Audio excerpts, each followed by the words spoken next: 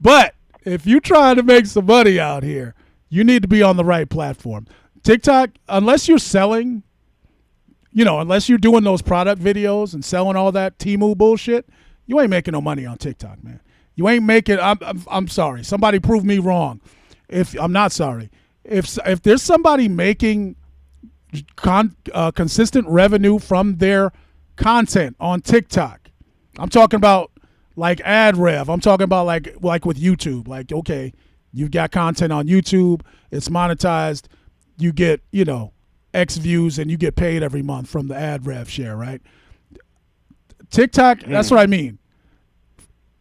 There's nothing like that in place on TikTok. They just want you on there either selling the Temu bullshit or just on there engaging with people.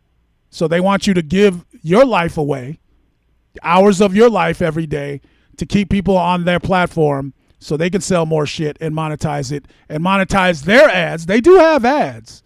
That's another thing about TikTok that's very funny. They have ads. Oh, yeah.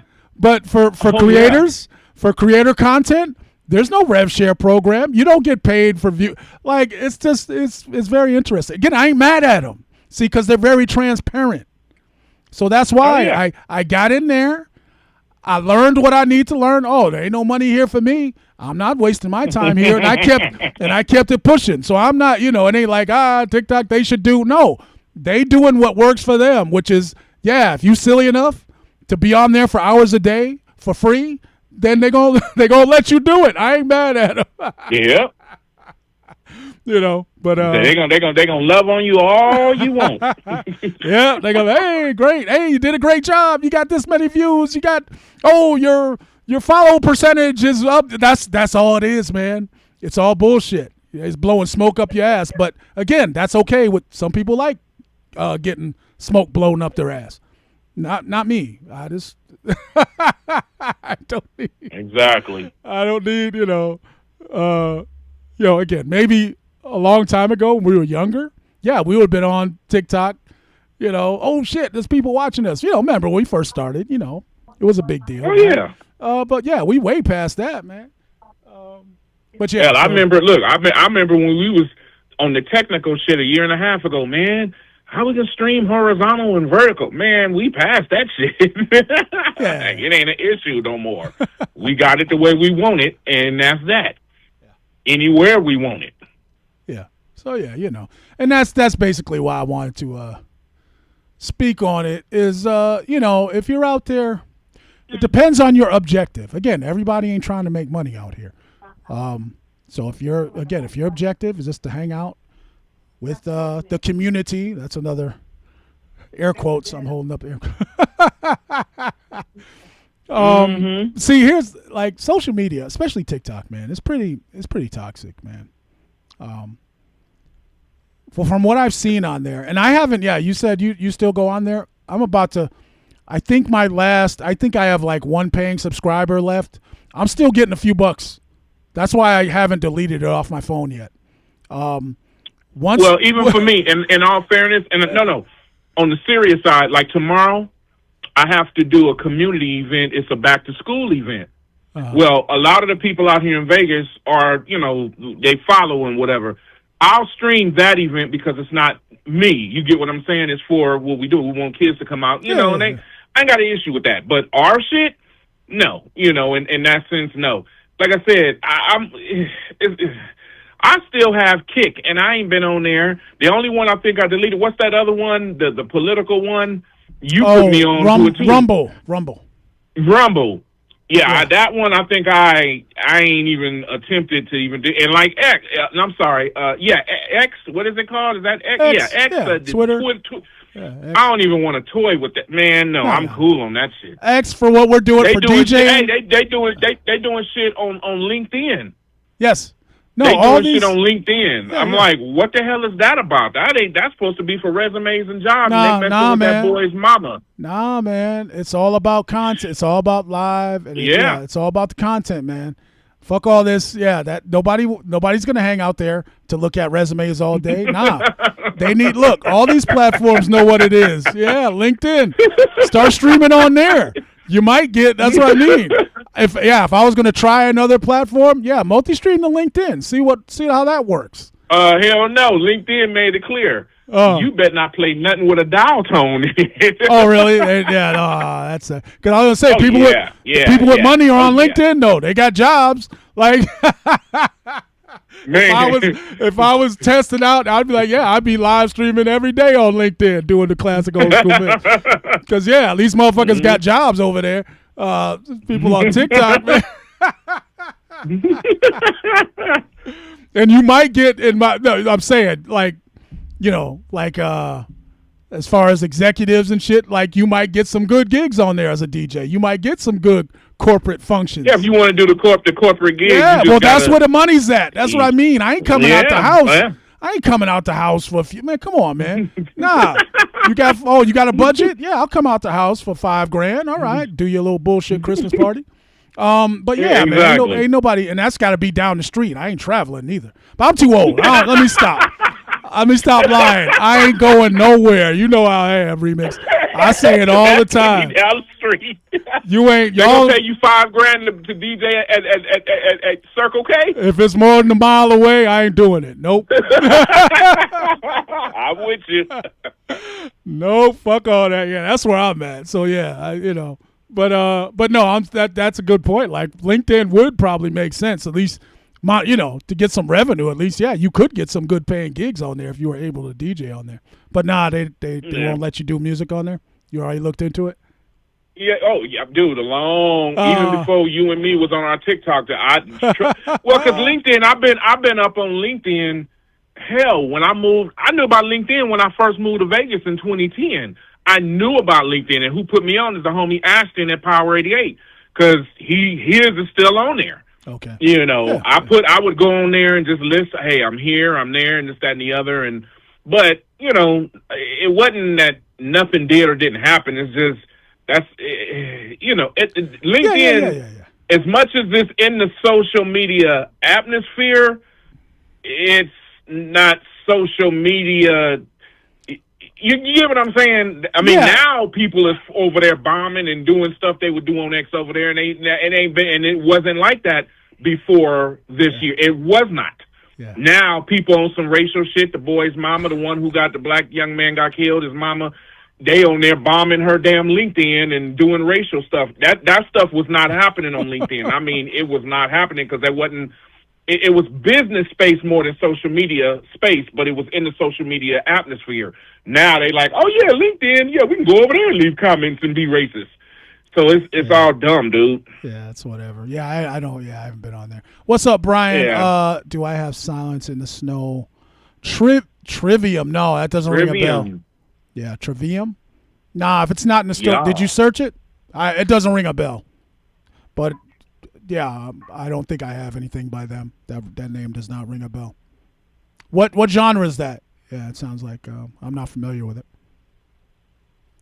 But whatever the genre is, type the genre in the search bar. It'll pull up. If I have anything under that genre, it'll come up. But yeah, Trivium does not ring a bell. Mm-hmm. Yeah, man. Yeah, that's funny. Yeah, that shit hilarious as hell, dude. That shit hilarious. But like you said, even with what we're doing, navigating these different platforms, because although there's a lot of platforms, not all the platforms are really social media.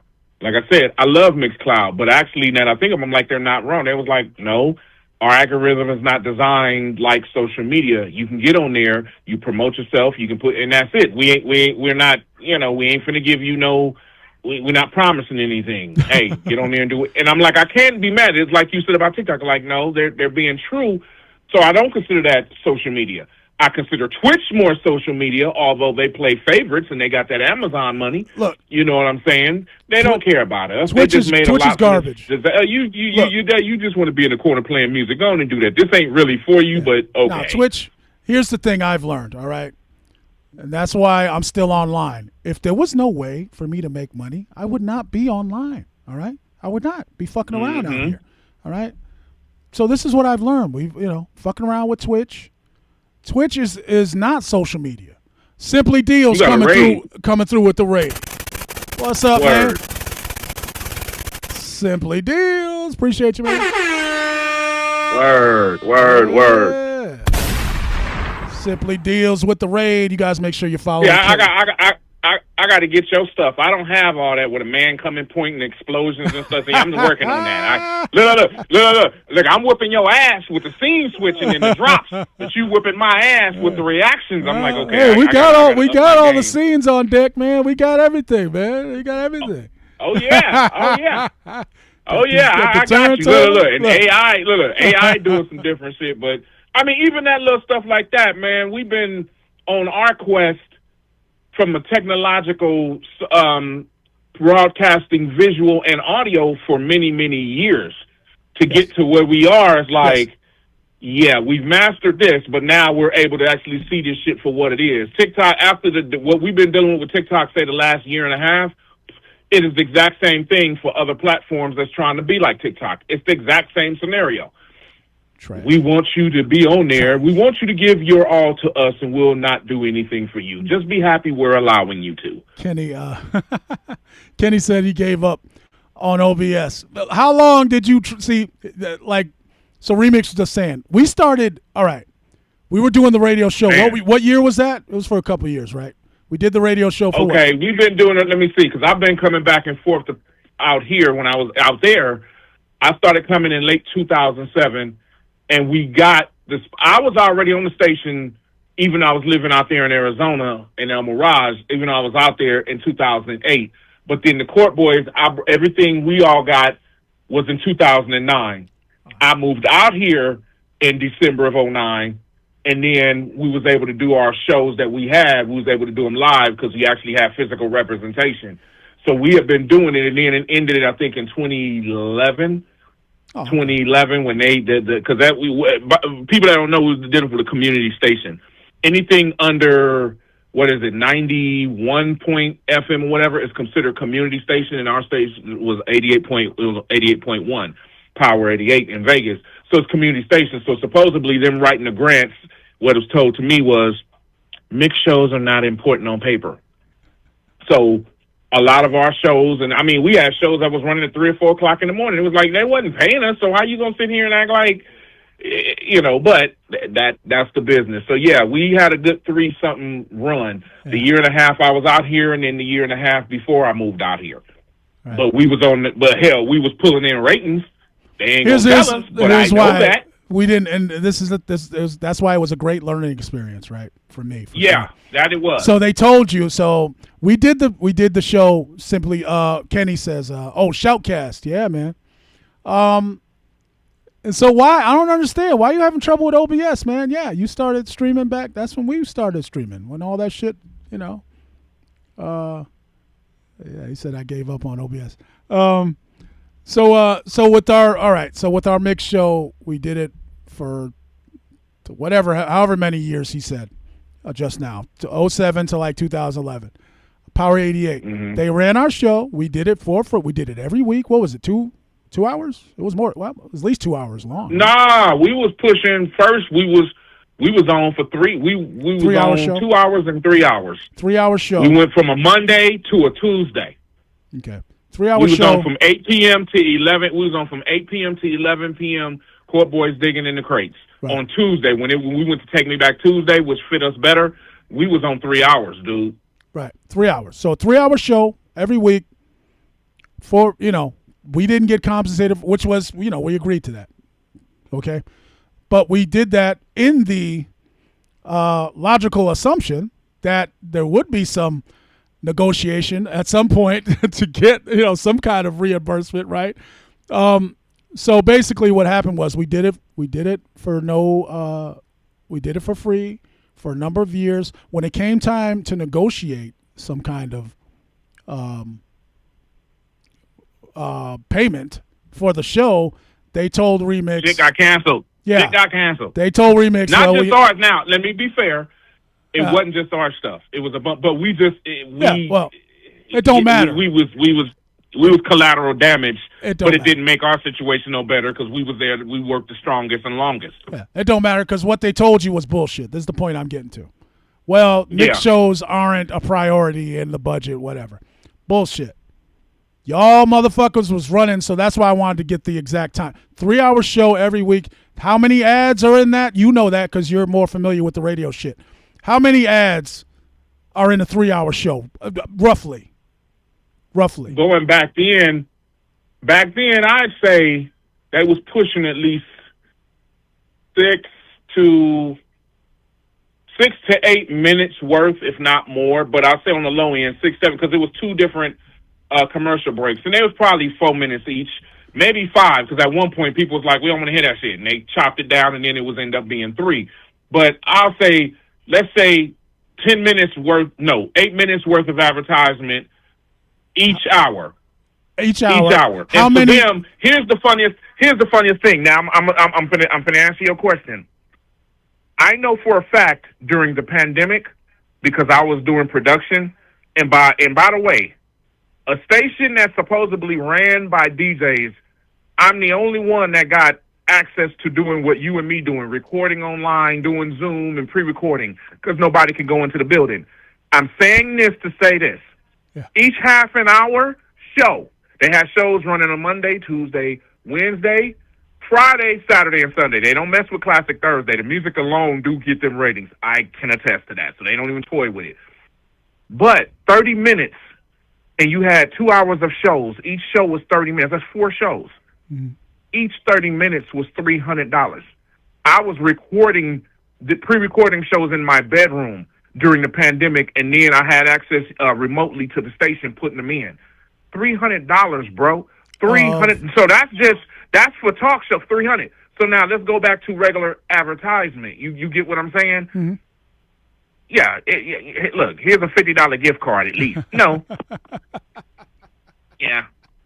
But it's a learning. Again, what do we take from it? Like I said, you know me. I walked in without knowing production and making my connections with Apollo, who's the voice imaging of your shit and mine. Yep. DJ Even to this day, I send him something, and me and him are tight. He still rides for me regardless. Yes. We are cool. People ask me all the time, where do you get those drops from? That's Apollo. Yeah. DJ Pearly Q. Dude, I got Pearly Q. Hey, on the serious side, I got to send you the picture of his business card. I put it. It's on one of my scenes. I'm like, you want to hit it? His information and shit is on there. Yeah.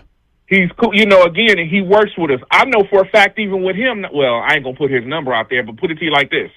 I know years ago, the bond for him doing imaging for that station, and he's been doing that station since 97, 90. Hell, I might have been 3 or 4 years out of high school. In the 90s, when he was still, I'm hearing old shit from 90 anything where that wasn't edited on a computer. You can hear that tape cutting in and out with air. Nice. He's been with them for a long time. Uh-huh. I know for a fact 1 year holding on to a bond that he gets paid, let's just say 5 digits. Yeah. Oh, for sure. On the low end, on the high, 5 digits. And I'm like, word. So again, even knowing that kind of stuff, so it's like, nah, he's a necessity. You ain't finna change voices on him. you got to use him. He's bonded and everything else. And you and me made a connection and keep up with him. So whatever we need done, we got him in our back pocket. Not in a bad way. I mean, we pay him. But what I'm saying is we have a business, friendship, relationship accumulated with that man directly. I don't got to go through the station. I got his number and I call him. He's a father. We following each other. I love posting his stuff, and he reshares my stuff. Mm-hmm. I'm like, this is Apollo. I ain't got an issue with advertising him because his voice advertised the fuck out of me and you. Right. So that it ain't no issue, But we did learn that, learning how to deal with the editing software. Because they had Samplitude. We was on Cool Edit. I'm like, Cool Edit in Adult Edition is still better than Samplitude. Samplitude was garbage to me. It was Windows-based, and Windows was garbage to me at the station because they was on old-ass ancient computers that ran off of fucking rubber bands and flywheels and shit. So nobody tried to do all that. But again, learning certain things and how people backbiting and even people closest to you, and how the money can get in the way, even though it ain't a lot of money to fight for, but, crabs in the barrel. It was a learning experience. That was the main thing it was. That I learned. So I'm glad, we went through that. We did that show. We got the experience we needed to produce the show. We did it every week for 3 or 4 years, whatever it was. And so we got good experience out of it, and I learned, and that's why. After that, I was like, oh, okay, yeah, fuck this radio shit. Because, like you said, everybody's scrounging for a few crumbs. All right, those jobs, that's what I mean. There's a few spots. Everybody's playing games. Everybody trying to get, and I was like, oh, I ain't trying to do all that. I just want to. It's a lot of ego, bro. Yeah. It's a lot of bullshit. Lot of ego. I just want to play music. It's a lot of ego. Right. But you know what's so funny? When I was out there, and I'm so glad I was humbled, this happened when I was still living out there in Arizona. You remember how Power 92, it was Power 92, then it went to Power 98.3. But they would have, on Mondays, they'd have music meetings. And so a lot of DJs, we come and we listen to Game's new album and this, that, and the other. And then it's the opportunity to network with M2 and the music directors, Mike and all them, and and whoever's in charge of, production. So me and Tiger did get some gigs out of it, but we was able to get airtime during the Caliente Mix weekends. But they didn't have an issue with us coming to play for free, on the summertime, which again, even back then, in all honesty, what is it we had? It wasn't, God damn it. Tom was the only friend. He was everybody's friend. MySpace. MySpace. Yeah. MySpace was doing its thing, but even it didn't have the impact then that it, like social media has now, but it was on its way. We were getting gigs just off of people hearing us on at 3:00 in the afternoon. Do you know, and I don't know if I never told you this, but me and Tiger were guests there. Us and a few others, it got to a point that the guests were sounding so good that they said, all guest DJs are not allowed to play during the day on prime time. Stupid. So I did a New Year's party when they had, I forgot the basketball player that was out there. He had a spot downtown named after him, something, whatever the hell. This is Sabalos. I think, Sabalos? You talking about Said Sabalos? No, not Sabalos. It was started with an M or whatever. But I did Suns guy. I know what you're talking about. Yeah, I did a New Year's party downtown at that Stoudemire's. That's okay. Stoudemire. Yes. Yeah, Stoudemire's. I did a New Year's bringing in 2008. Yeah. So I did a party, and then at 2 a.m. it was shut down. So I went to the station and just crashed on the couch. And then my shift was at 6:00 in the morning. I think I went from 6 to 9 or whatever like that, or 6 to 8. So I just went straight to the station, crashed out, and they had other stuff going. And it was me and this other dude that was there. And the other DJ ended up being late. So what I did, I didn't do I had the little playlist of the 4 songs you play every 30 minutes. I did that, and it was all good. Matter of fact, oh, fuck. I'll tell you who it is, and you know who I'm talking about. He the homie, though. Ain't no issues now. But anyway, he was late getting there, so I just mixed. I didn't do any scratching. I just did some shit. He got there literally just in time to crack the mic for the first talk break, and that was it. Do you know later on it was said that I snitched and said and snitched him out? I'm like, that don't benefit me. I don't work there. That has no benefit to me to snitch him out. And I'm sitting there going, so the host, and I forgot his name, I don't know if it was Bootleg Kev or whatever the hell, because, Bootleg Kev used to work there. It wasn't Bootleg Kev, it was somebody else. But they sat here and tried to set me up and then wanted to say, he the angry black DJ. Nah, bro, y'all tried to do some bullshit, and I wasn't with that shit. Yeah. And then gonna tell me, well, the peeps at the station say that you left because you wanted to get paid. Who the fuck is the peeps, and show me how many checks you got that say 0? Exactly. You feel me? And that's the bullshit in the radio industry, what I'm talking about. But I was humbled because since I couldn't play during the day, and then we need someone at 2 a.m. and 3. Cool.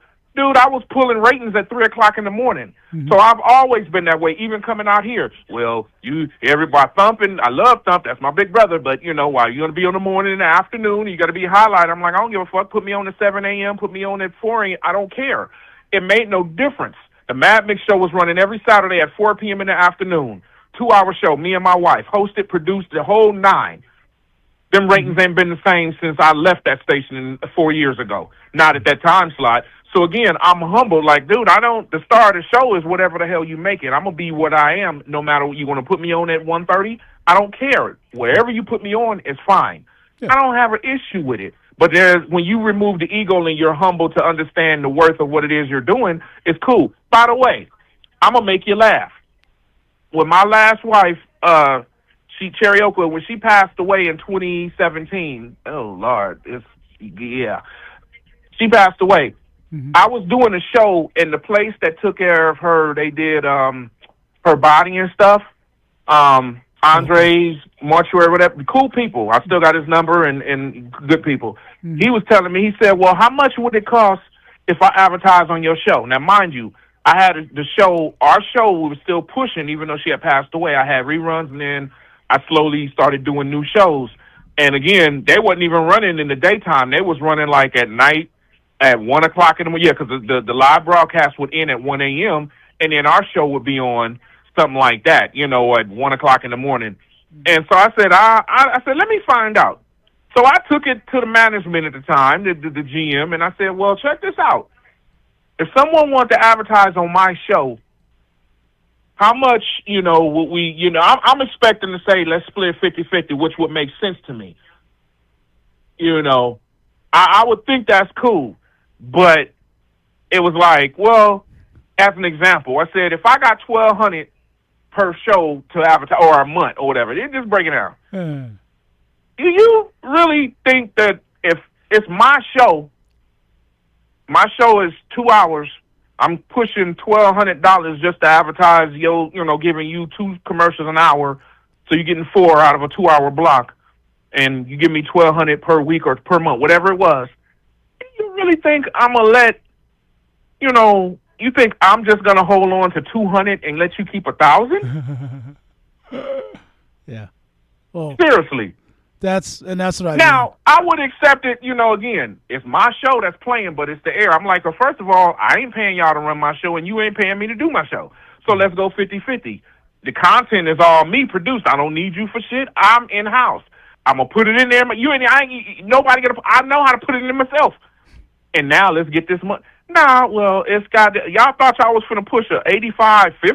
Oh, hell to the no. Hell to the no. You ain't nobody, you can kiss my, dude. Yeah. At that point, I said, I'm going to just let my show keep getting airtime on it. And I backdoor the situation. Yeah, shout out to everything old school brand. We're going to be hanging out with them at the swap. I casually do it the way that I'm doing it because, man, yeah. But no, that's the business. Yeah. That's the ego. That is the backdoor business of it. I mean, it is business. It ain't friendness. Yeah, no. But see, fortunately for us, and, so my experience, so when the end of the radio show transpired, okay, great. Then the live content was starting, to trend, right? Facebook Live. I think that was the first thing I did after we stopped doing the radio show. I just got on Facebook and started live streaming, and we started doing the interviews and started, so I started learning how to do that. Basically, do the show, on, and turn the camera on from a visual standpoint. Right, that's it. From a visual standpoint. Yeah. And that was one of the things, the first things I recognized, and that's why I never, after that experience with our show on the radio, I was like, all right, what do I need the station for? I don't need the platform, to get my content out here. I could do that over here on Facebook. I definitely don't need them to get advertising clients. I got the content, like you said. I got the content. What the fuck? I can have the people. People can advertise directly with me. So that's it. I never thought about trying to get no radio gig or nothing after that, because, like I said, fortunately, the timing was right to where, we were ready, and we had the online station. So after the radio station, stopped running our show. Then we set up our own station. We were streaming our shit 24/7 anyway. So, yep. And monetize our shit directly. So that's what I mean. So it was a great experience. I'm glad. Shout out to Power 88. Who was it? Craig was the manager over there. We were on there, right? Shout out to Craig. Yeah. Because it was a great experience, and I learned a lot. And the main thing was I learned that I didn't have to waste my time trying to play them silly ass games that them people was trying to play and all that bullshit. when I could just we got the content. All we had to figure out was how to monetize it, and that's the easy part. If you got something that people want to pay you for, right? So, Simply Deals, appreciate you. Brian, appreciate that offer, man. Yep, took care of that. Yeah, man, appreciate everybody hanging out. On the line with my man, the infamous DJ Remix, talking about yes, sir. Some of the bullshit we went through, but it was all good. Like I said, the bullshit that we went through with the production, with the radio show and stuff back in the day, and that's how we ended up here. So glad my man Remix facilitated that whole situation, getting our show played on. So Remix had a job at Power 88. He was actually on the payroll. The rest of us weren't. It's myself, my man DJ Marvel, my man DJ Nova, and DJ Remix. But Remix was our foot in the door. Like, hey, we got this show. He brought it to him. They said, all right, yeah, we'll run it. And they gave us a good slot too, right? Well, it was like prime time. What was it, in the evening or something? I can't remember. Yeah, we was on from 8 p.m. till 11. Yeah. First we was on Mondays, and then they moved us to their Take Me Back Tuesday because it fit the format a lot better. Mm-hmm. Yeah. So and we held it, and we held it down. And again, good experience because it just was. Right. And so I learned all I needed to learn. Like, okay, my ads, okay, great. Yeah, I could do that. Like you said. But yeah, trying to go through, that's what I mean. Yeah, they're not gonna let you make extra money while you're using their platform, right? So yeah, but that's why, listen, okay, well, just have to do it myself. And that's what we did. And it's a lot better operating as a solo operator out here, right? Mm-hmm. To deal with no nonsense. Yeah. Oh man, yeah, I don't miss that nonsense at all. I mean, I never got involved with it like you did. I never had a job at the station, Well, I scratched but here's the deal, dude. Remember, I had, even when I was out there in Arizona, I lived way on the west side in El Mirage. And trying to get on the station that's in Phoenix, I ended up getting on out there in Tucson. I was out there when R-Dub was still general manager of 98.3. Okay. And then I was driving 2 hours going back and forth. I got that job while I was in radio school, but it was taking a toll. It was like I was on overnights on the weekends, Friday and Saturday, but I had to make a decision because it was like the little money I was getting was what it was costing me to drive 2 hours. If I was a single man, that would have been different, but I had kids at the time, and I was tired because I was in school. I was going to radio broadcasting school. That's how I met Marvel. Mm-hmm. Me and Marvel met at the Phoenix Radio Broadcasting, and I don't even think that school is there no more. No. But, yeah, off of McDowell yeah. in the 17, So, like I said, I was doing all that, trying to get on, and no station would hire me, even out there. That's how I truthfully end up moving to Vegas, because Vegas was giving me hella airtime, and they gave me slots because I was that good. I wasn't getting paid, so I had slots and shows set up for me. So when I moved out here, all I did was just go to the station and do my stuff live. I didn't start getting paid then, but because I was physically out here, I was connected doing clubs. So I would be doing the after hours after the broadcast and doing, this, that, and the other. And, so it was doing some stuff. But then positions, I'm like, okay, I want to be in this radio. So I became mix show coordinator. I think I did that like 3 times, and then I was helping in production and stuff. And hell, I did production better than them, but I was like, I wasn't trying to have that position because I didn't like, again, it's a lot of ego and stuff, and it's like, you don't want to rock the boat and all that, and so stuff happened. But when opportunities came and I was able to do this and that and the other, stuff happened. And again, I was on the air 5 days a week on the morning show, and the morning show was on from 6 a.m. to 8 a.m., just 2 hours. We was on, and I was mixing the Morning Mayhem, me thumping Ball and D. Then again, well, we got to cut costs, and mix show DJ is not important. So what happened was, and hear me out, all the DJs, they was getting paid. It was like, okay, now you got to show up, because if you're not going to get paid. If you do a shift, that's $25. That was $25 more than anybody was getting paid. So for me, I'm like, dude, so I'm making what I'm making being on the air 5 days a week. Plus, I'm mixer coordinator, so I'm getting extra for that. Then I'm doing whatever club. I was playing at the Rio.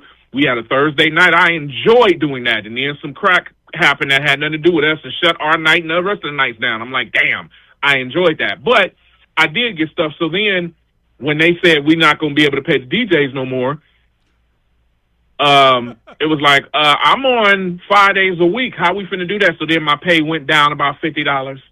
Then it went to nothing, and it was like, well, I even took a pay cut. Well, there's a difference between you taking a pay cut versus you cutting my pay. Because the only thing that I can do is mix. I ain't in the, you already had all over town Chris Brown doing production, Thump doing this, that. It wasn't no room for no one else to move up, because you had all these old heads that's been there since the fucking 40s, 50s, and 60s. So it wasn't nobody allowed to move up. Yeah. So that's what I was dealing with. But then certain things changed. When I left the station and went back, certain things just kind of changed, and it was a different, changing of the guard. And then my worth said, hey, I know how to do this. They know, oh, damn, you sound good on the mic. Yes, I that's it. And then other people left, and they went to bigger and better things. So opportunities came, but I had to strive to do that, dude. Before I moved out there, and I never told you the story, we was living in El Mirage. Man, I had a whole family. My mom was living with me. My wife at the time, the second wife at the time, she had 3 kids, and I had 3 kids. We in a 2-story house, man. We were sitting in the dark. Why? Because although I'm in Phoenix, the power wasn't, they didn't hire me. They hired Tiger, which ended up causing a rift between he and I. But we're good now. But I told him he was 6 years younger than me. I did not present myself like I was just finna, I got the coolest car. Remember, Tiger had that white truck with the switches on it. He was a younger man than me. Shit, even though I was still young, I was still 30. I was probably 30. He's younger than me. He's in his early 20s. And I told him, I said, if anybody get hired, it's going to be you, because you're younger than me. You got the car with the hops. Dude, I'm pulling up in a damn Astro van. I don't carry myself like a single man. Tiger is a single man. I got a family. I don't carry. I don't drink. I don't smoke, and I'm not gonna sit here. I got the newest shoes on. No, dude, I show up to work and I DJ. Yeah. My money is spent on my equipment and records. It was times my clothes was garbage, but my sound was superb. Yeah. And that's the real truth. It's something that me and Thump dealt with out here, But they hired him. And then people at the station was talking mess about me, and I'm like, dude, why would you let them say that shit about? But it wasn't even on him. See, again, that's how the industry can pit our. And it wasn't. Again, we're cool, but I'm saying this shit happened. So for me, I didn't get hired on because I was older. He's younger. So guess what? They did what they did. So I'm out there trying to remember. We doing 6 shooters at the Desert Sky Mall. That was cracking, and that was at the time where the drink limit finally caught up with the rest of the world and ended at 2 a.m. instead of 1 a.m. We was already doing the after hours. We had Thursday, Friday, Saturday, and Sunday night cracking. Me, homie Sticks, we had it cracking out there, and then that fell through because of new management and things. So a lot of stuff happened to me in order to get in that position to move to Vegas. I moved to Vegas because I had to. Yeah. Luckily, at the time, my kid's mother was still alive, and I said, y'all stay with your mom. Let me get things set up so we can figure out how we're going to go back and forth with the kids and stuff. And then my wife at the time, 2 of her oldest kids went and stayed with their auntie in L.A. and the youngest stayed. So we went from having 6 kids to only 1 in the household. And my mom, she moved back to California.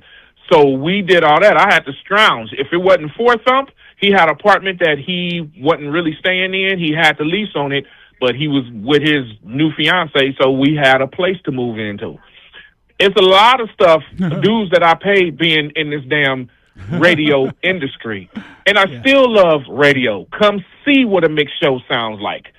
Yeah. Come on Patreon. You just a witness to what I'm doing radio, the drops and everything. Yeah. This is what we do. We just putting the camera in front of us and putting the bow tie on. But other than that, this is what we've been doing. And the truth is, we do it better.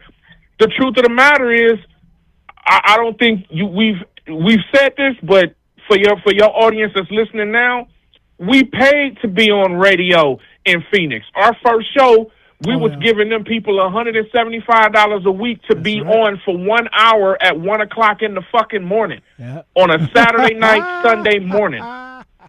That's right. You remember that? Me, you, Nova, Tiger, we was doing that. That's how bad we wanted to be on. And then once we got on, it was like we paid for our slot. Right. We paid our dues in more ways. We paid to get our show on the radio. It was like, man, screw that.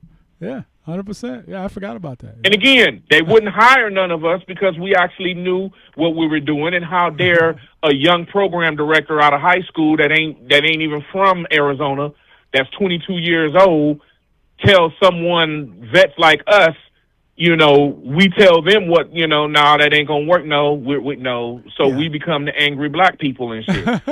And that again, it's a lot of dudes being paid. And I know, and I'm now when I say that, I'm talking about Arizona specifically, and not just Phoenix.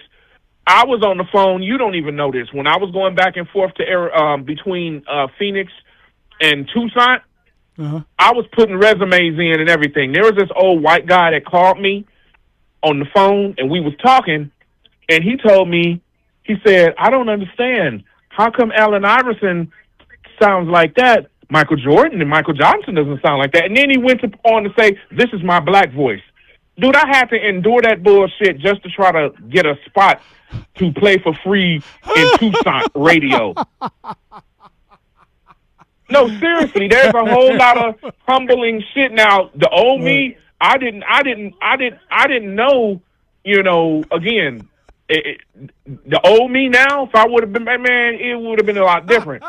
But knowing the state that I lived in, which is it wouldn't have been good for me, so I had to take the stigmata of being the angry black DJ because it's Arizona. Yo, here's the thing. Bullshit.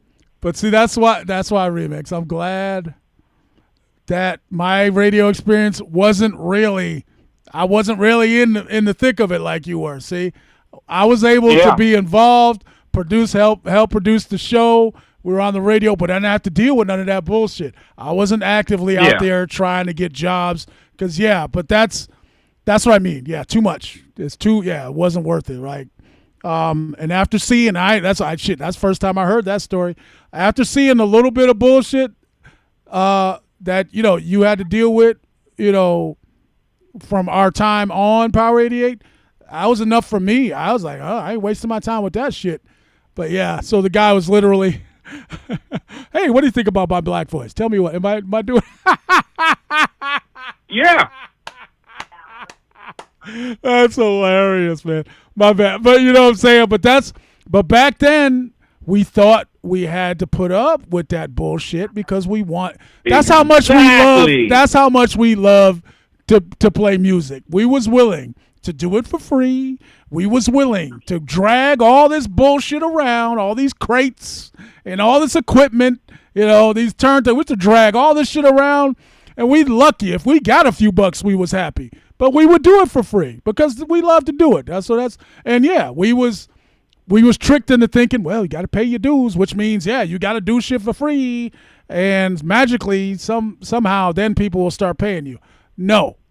We all know that's all bullshit. That pay your dues bullshit is just so people can take advantage of you, get you to do the work for free so they can benefit from it. All right? The people who control the budgets and control, who gets paid. And that's what I mean.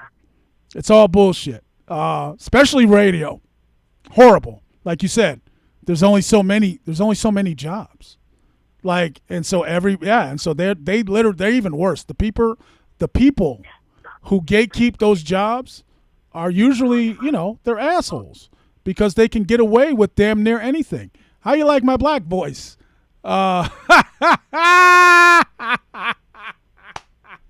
That's hilarious, man. But that's what I mean. But now, see, here's the good thing, man. Now, went through all that, and obviously that shit ain't none of that shit flying no more. But that's what I mean. That whole way of doing things is gone. All right?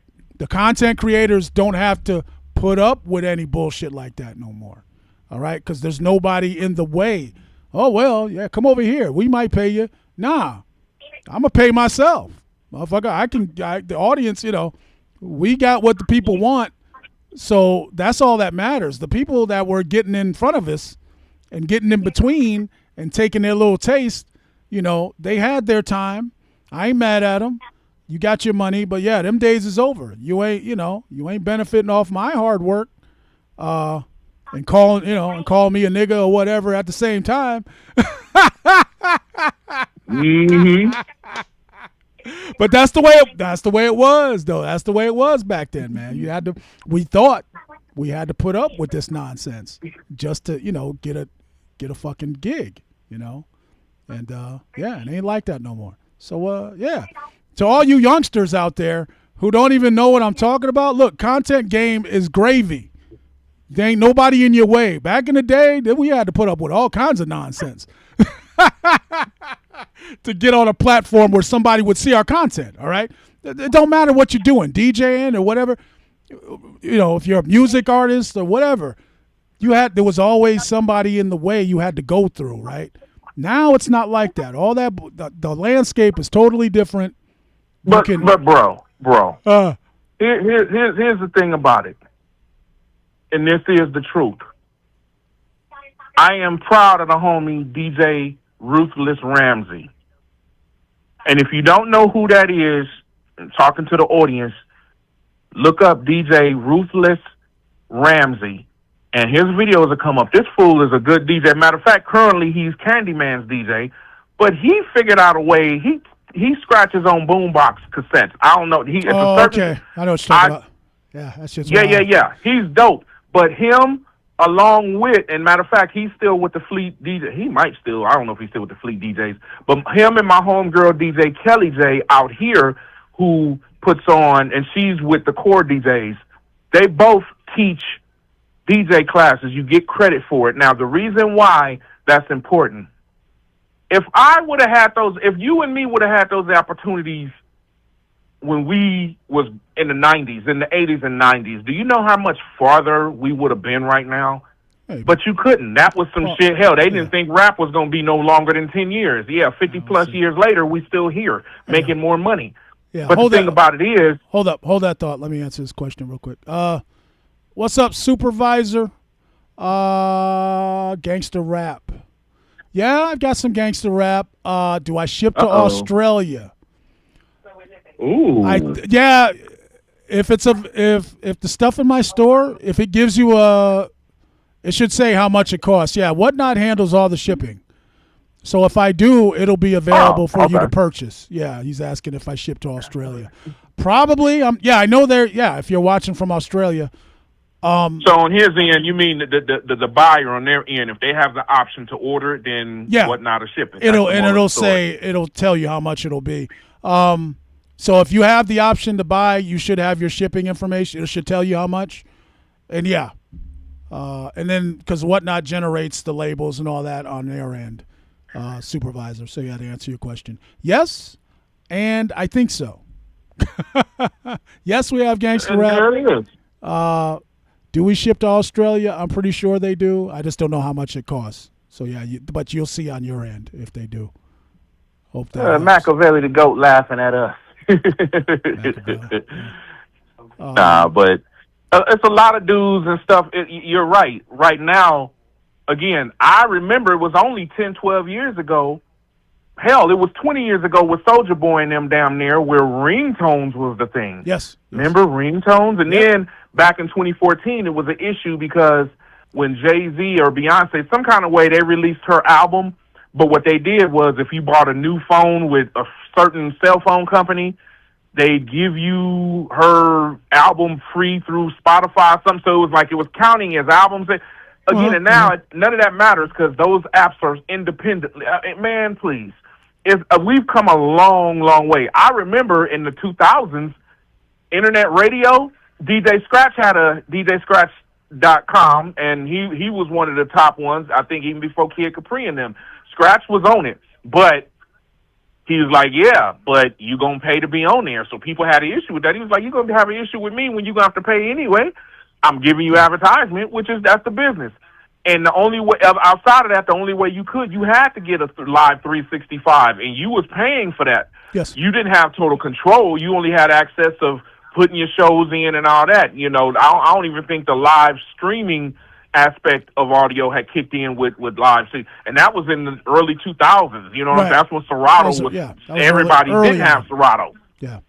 Yeah. What's up, so again, Anthony? We've come a long way. Right, for sure. Anthony's asking if I have. Can you run a Kanye? I don't have any Kanye West. I don't think everything, but yeah, we don't do auctions. At least not we're not doing any tonight, Anthony. Everything is in the buy it now. If you're looking for hip hop, type hip hop in the search bar. It'll pull up everything I have. If you type Kanye in there, if I have any, it'll come up. I don't think I do. I think I'm all out of Kanye vinyl. Which albums did you have? Did you have the College Drop, the first 2 albums? Did you ever come across those and sell those? I can only when I get as far as OG stuff, I'll get some singles. I'll get some Kanye singles. Okay. Yeah, so, I had Diamonds. So yeah, the promo. Yeah, the Rockefeller ones. Yeah. I still find those. You had to, yeah. But the album, the only way I can get that album is I got to order that from the distributor. But every once in a while, I do get some Kanye promo singles and stuff in Rockefeller stuff. Cool. But yeah, I think I'm all out right now. By the way, shameless plug, because what you don't know is I'm actually recording us. I ain't pulling the video footage, but I got the audio pushing in Mel's studio along with our flyer, because I'm gonna post the audio podcast on the Patreon. So I want my audience to hear, hey, Pearly Q on Whatnot. You know what I'm saying? Hey, we cross promoting. This is what the fuck we do. What they told us, that everything they told us that we couldn't do on radio, especially with me. Yes. In Arizona, when J Times 3 and them was still there. Remember, J Times 3, they was on Power. Okay, they had. I said, look, why don't we do a weekend where it's 2 songs back to back, and it ended up being the double, triple dribble. It was, I forgot what was going on. I think the NBA, something was starting. Double dribble. Phoenix Suns or something. It was called the double, triple dribble. And I said, okay, but you're not supposed to play 2 songs, and you're not supposed to play 2 female artists back to back. Trash. I make an art out of it every 2 times for your mind Taco Tuesday. Yeah, I make an art out of it. Oh, yeah. No, women, nothing but females, just for the ladies on Wednesdays, every other Wednesday outside of West Coast Hump Day. Everything they said we couldn't do, we do. Versus, we was doing that even before it was a versus, before Timberland and Swift. My first verses I did, and I was standing out there in El Mirage. I did SWV verse and In Vogue. I didn't even host it. I just did a mix, and it was playing on our station with our boy. You know who I'm talking about? Our boy, where we was doing the shows online. He was one of the first online stations. We got him on Facebook too. You know what I'm talking about. Chill FM. It went from New Jack Radio to Chill FM. Yes, I know. I did it on there. People was listening. Again, we've come a long way. But just imagine if stuff would have been the way it was we'd be so. Man, you know what? Man. The way I look at it, Funky One with the raid. What's up, man? Appreciate you. Word. Funky One with the raid. You guys make sure if you're not following Funky One out here on your Whatnot feed, make sure you do so. Yeah, man. Appreciate you. We're on the line, my man, the infamous DJ REMIX. Dr. Phil. Yeah. Dr. Phil, that's right. Yeah, Dr. Phil. That's right, Arc Boy. Yeah. We getting our therapeutic session in, because you'd rather us discuss it right here than be, you don't want us doing anything else, because trust me, we never said we were incapable. We just prefer to have therapeutic discussions about shit we don't like. Yeah, me, my very remix. Yeah, so yeah, we for those who just joining us, we're just going over our experience out here in the DJ space and the radio space and the radio show production space and how where we started and how we ended up where we're at now, live streaming. So yeah, we just having a conversation. Everything is live in the store, people. You can browse the store. You got any questions on anything, let me know. We are here and we're open for business always. But yeah, we also got that content. So that's what it's about. So yeah, But yeah, the way I see it, they play some Easy E. yeah. Cruising down the street. Oh, I'm sorry. Yeah. So you could tell Arc Boy, he came over from TikTok. Oh Lord. Okay, wait. Him and Machiavelli. And Machiavelli. I gotta mess with him. If he comes from TikTok, I gotta do the drop that I use. We are not a jukebox. We are not your personal Spotify playlist. We're real deep. No, anyway. So yeah. See, look at it. There He requests, got the request line up. He requests the same songs every time. Biz Markie. Every time. Yeah, we'll play some music when we're done. But see, that's the thing. Arc Boy knows though. He knows. I'm just fucking with him. Oh yeah. Pig feet, nah. Remix, you like pig? I don't like pig feet. We had a conversation. Hell no, dude. That's a whole different conversation. Everybody trying to eat no pig snout, no pig feet, no pig tongue, no pig feet, no pig gloves, no pig pinky. No, thank you. None of that stuff, son. Just want my pepperoni on my pizza. That's it. Yeah. But the way I see it, as far as timing, like you were saying something about a DJ school, like if we would have. Yeah. Here's my thing. They get credits, dude. They get credits. Like I said, Ruthless Ramsey is out there in Phoenix right now. Yeah. I think his class holds about 20 or 30, if not more. Yeah. And my homegirl Kelly J out here, she does it, and she has about between 10 and 15 students. And the students out here, at least I know, they're not just, you got older people that want to do it. And so it's a community thing, but if you were in college, you get credits. And I think that's awesome because, like I said, I was in high school ditching my high school to go DJ at other high schools to come back and do the after-school dance at the high school that I go to that I ditched from.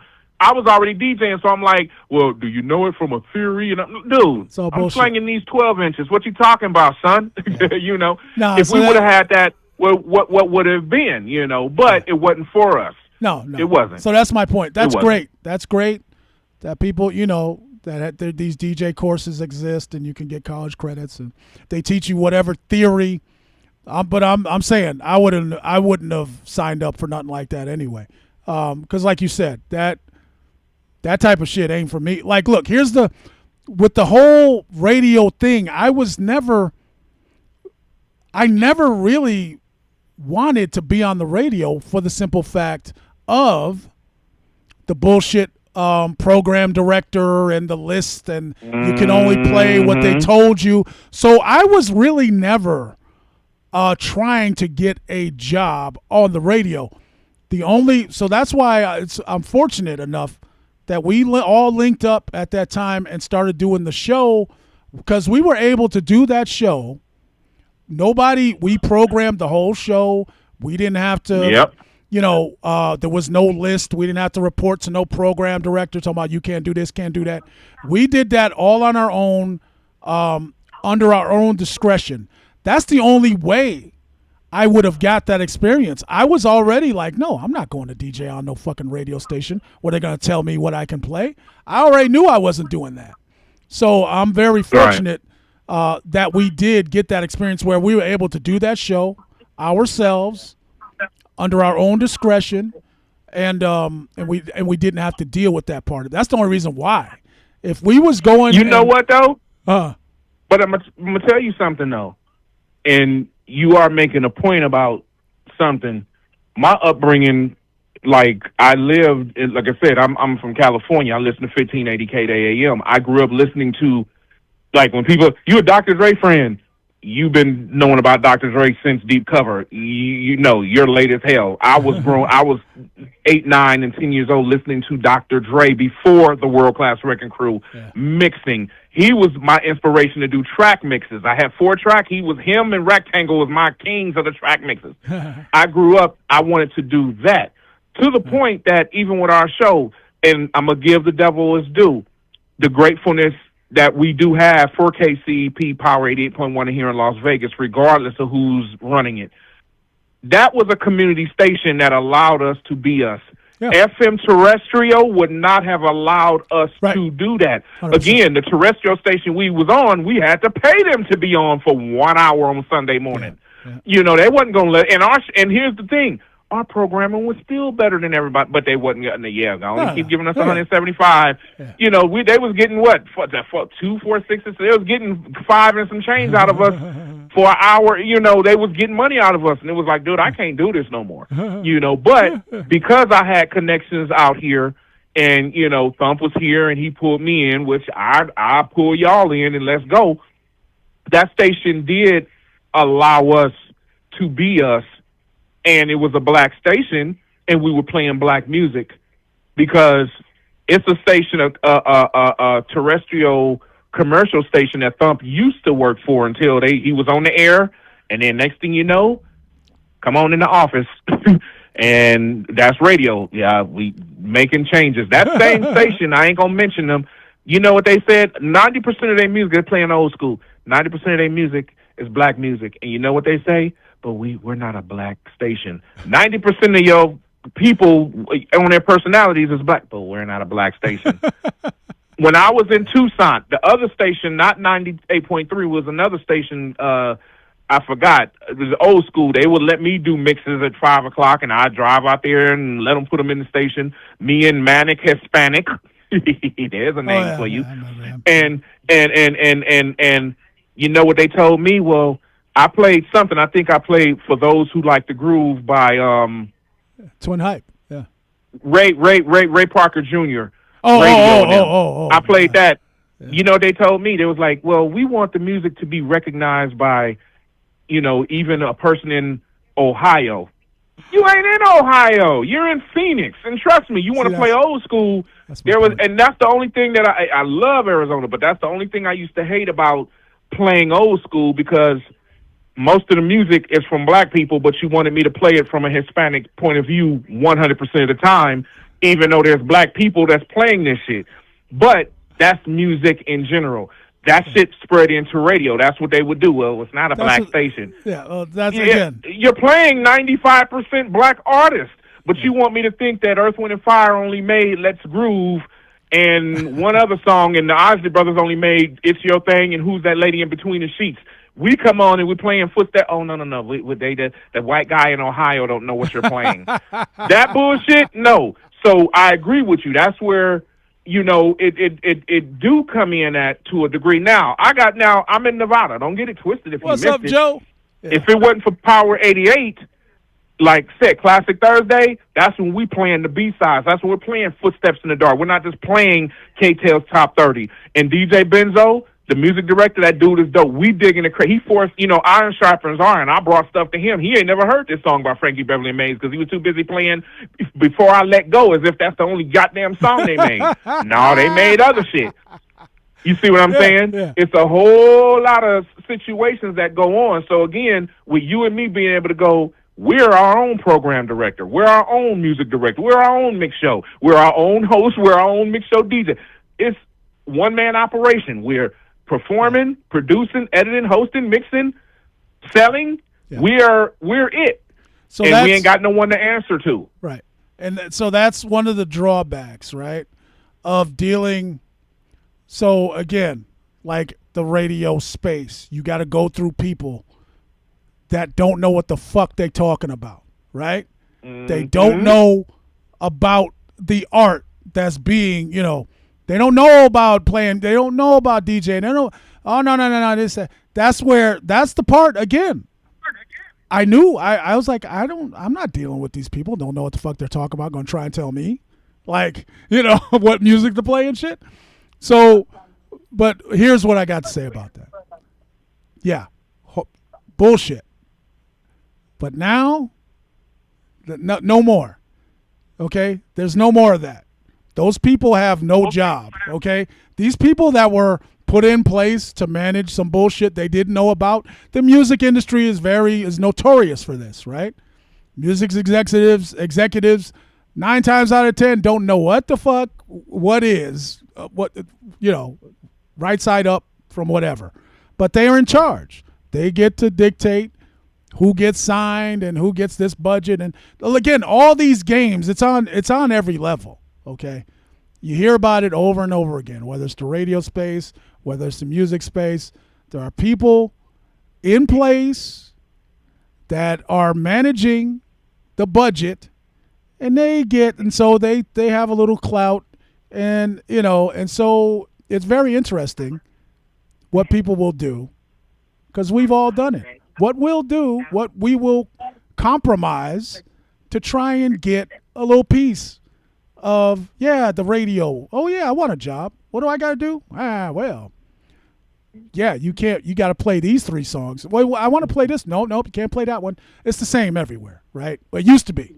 So my point is now, all that's gone. Them people, unless you go out and find them, they're still out there. And I guess if you want to go through that bullshit, you can.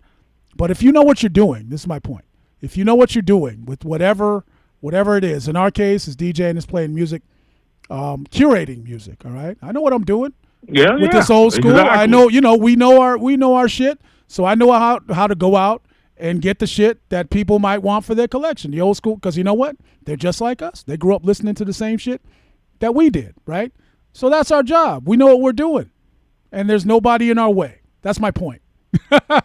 So you can get on your show, you can play what you want. All those stupid rules that you can't play the same artist back to back, and all that dumb radio shit was always corny to me. That was always a turnoff.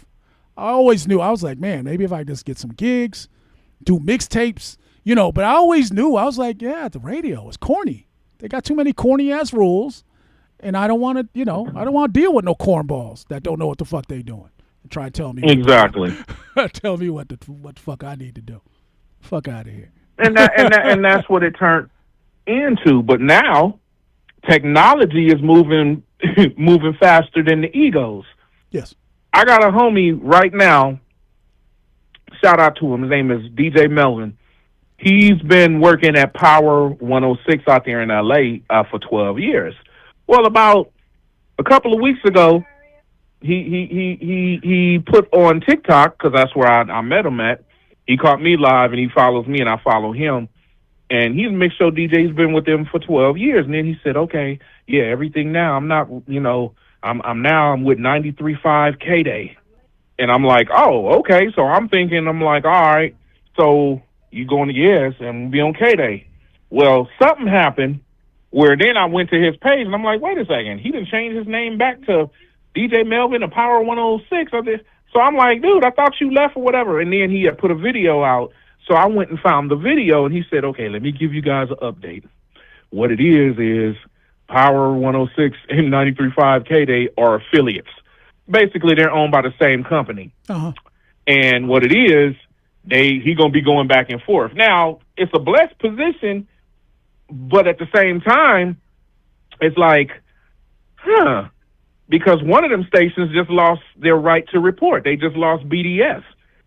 So, again, the way media is moving, this Paramount Warner merger is now on hold, which that's anyway, and stuff is changing. But when it comes to you and me, here's what I noticed.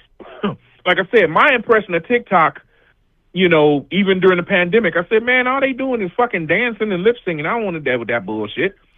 And then once I get on, I'm like, okay, then there's a lot of DJs. And they're on there, and I'm like, oh, it's just youngsters on there. Now, the algorithm, it ain't the new music unless a song goes viral for being a dance or something like that. But when it comes to us DJing, it's Friday night. Mm-hmm. And most of us, you scroll through there, they're older, mature. They playing what? Either house music or the old school. Yeah. Why? They're playing music that's going to be around. They're not playing something that came out 2 months ago that's not going to be here 5 days from now.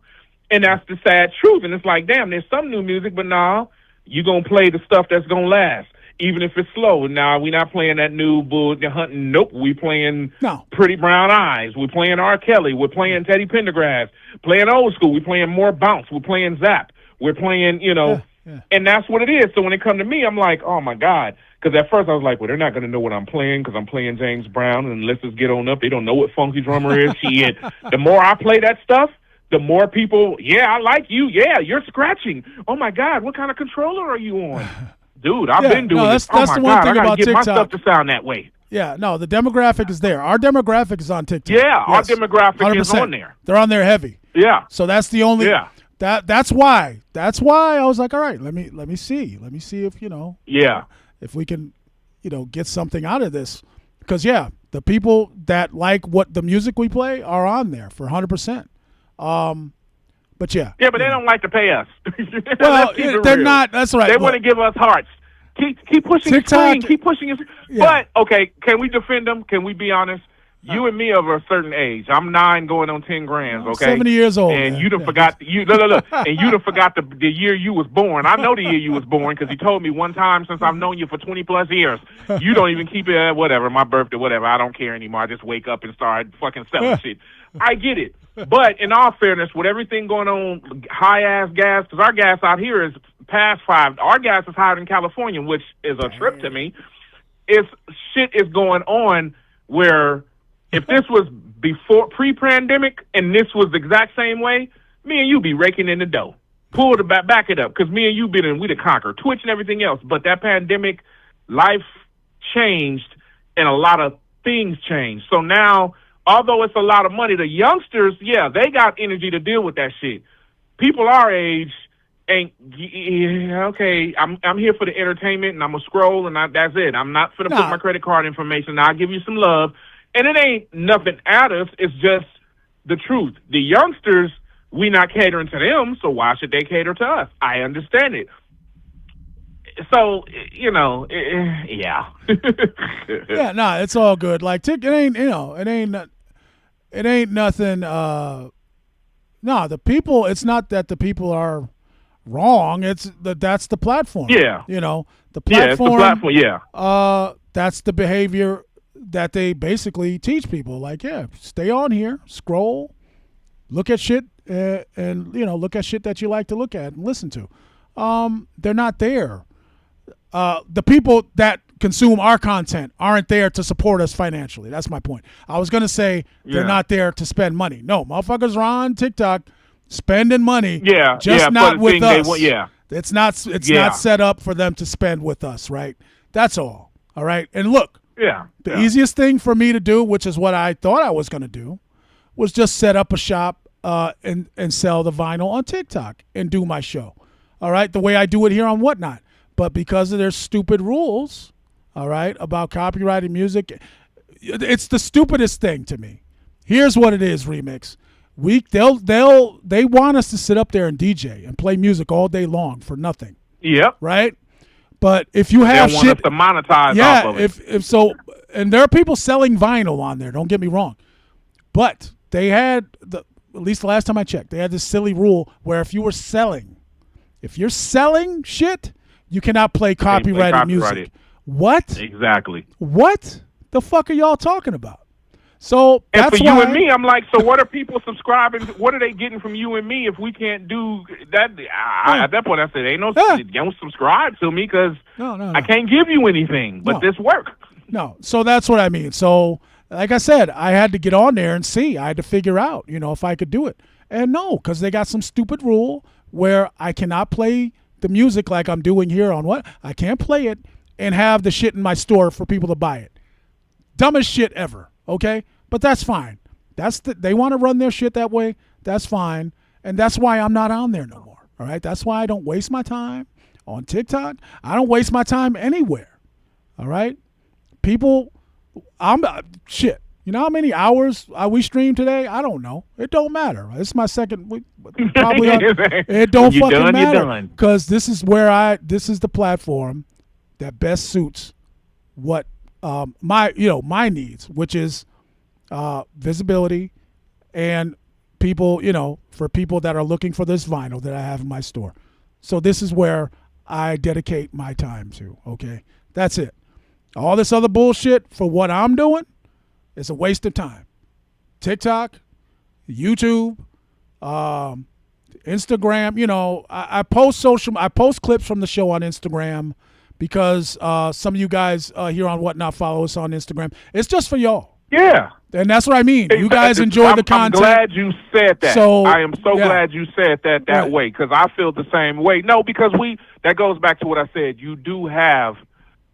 We do have some ride or die that will follow us anywhere we are, and they are our biggest supporters. Even in the darkness, it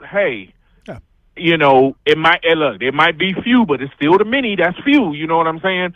I see everything for whatever reason. As soon as I open up TikTok, if you sitting here, oh yeah, I hit like. Even on Patreon, I see your stuff, and I'm like, it feels good. Hell, every now and then I catch it on Facebook, but I'm with you. It just boils down into one thing that I've said, and people love it.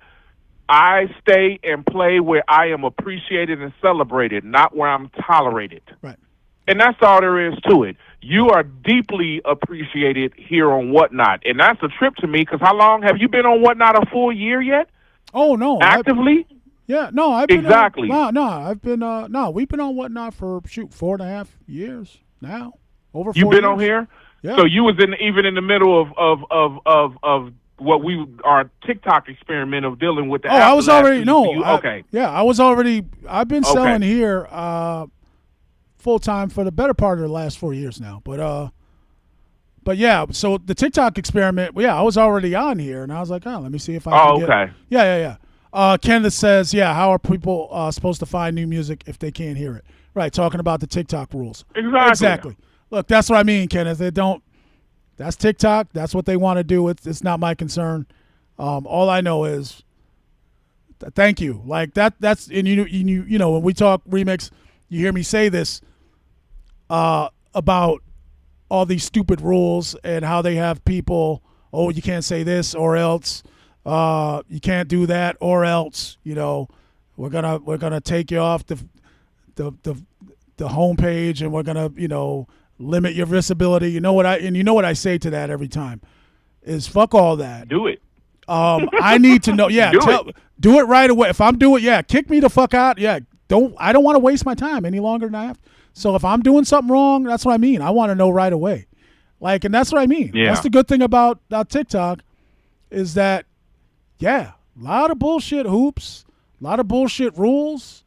Even if you have shit to sell, they make it hard. Well, when it comes to music, they make it hard because I guess everybody don't like to have fun and sell music at the same time. I guess that's all we try to do. Exactly. Like who? What? Or I'll tell you, no. I'll give you a better example. This is where you and me, we have always went above and beyond and exceeded the game that we were a part of, whether it was radio or not. Think about it like this. You and me right now, we can put a Google number, and you get me on the horn, and they can hear me talking to you. I'm on my end, got the website up, recording you and me talking, so I can post on my. Remember what we was using before there was a Zoom? We was the only ones doing it because I came to Las Vegas and y'all was still in Arizona and we still had to do the show. We figured out a way where we was doing our talk breaks, and you couldn't do it on Zoom. Didn't exist. You wasn't doing video calling. Right. We was doing this back in 2010. Yeah. Think about it. Yeah. This is what we've always went beyond and above the information. And the reason for that is, now I go back to what you said when it comes to music. You know what I don't like? People playing, the phone is picking up the speaker in the back. Man, that is so corny to me. I'm sorry. But I know why, because one, I'm a musician and I'm a DJ. So I see even when I see a DJ and, their camera is on them, but they shit is backward, I hate that with a passion. I'm like, it bothers me, but I know why. I'm a perfectionist when it comes to audio and video. That's why it took me a long time to get to streaming on it, because my time was dedicated to being at the audio, doing the audio and the radio. So when I left the station, I'm like, you know what? Let me try this Twitch thing. And then I learned, let me get OBS. That's what everybody said. Then last year, I'm on this shit called Mail Studio. It's a lot easier than that shit, but there's options. There's a reason why. Me and you, when we're on here, you got the visualization. I remember when you had one camera. I remember when you didn't have a great camera. I remember when I had no cameras. You know what I'm saying? And I was like, I'm not finna use my phone. Fuck you. I don't care. That's corny to me. It's a phone, goddammit, But look at us now. We can on here. We damn near putting on movies and montages, and we can cut videos, and Chat GPT can do my flyers for me, which is wonderful because I sure had hell doing them. And like you said, information. Oh, what happened in hip hop on July 31st? Chat GPT will give you the information.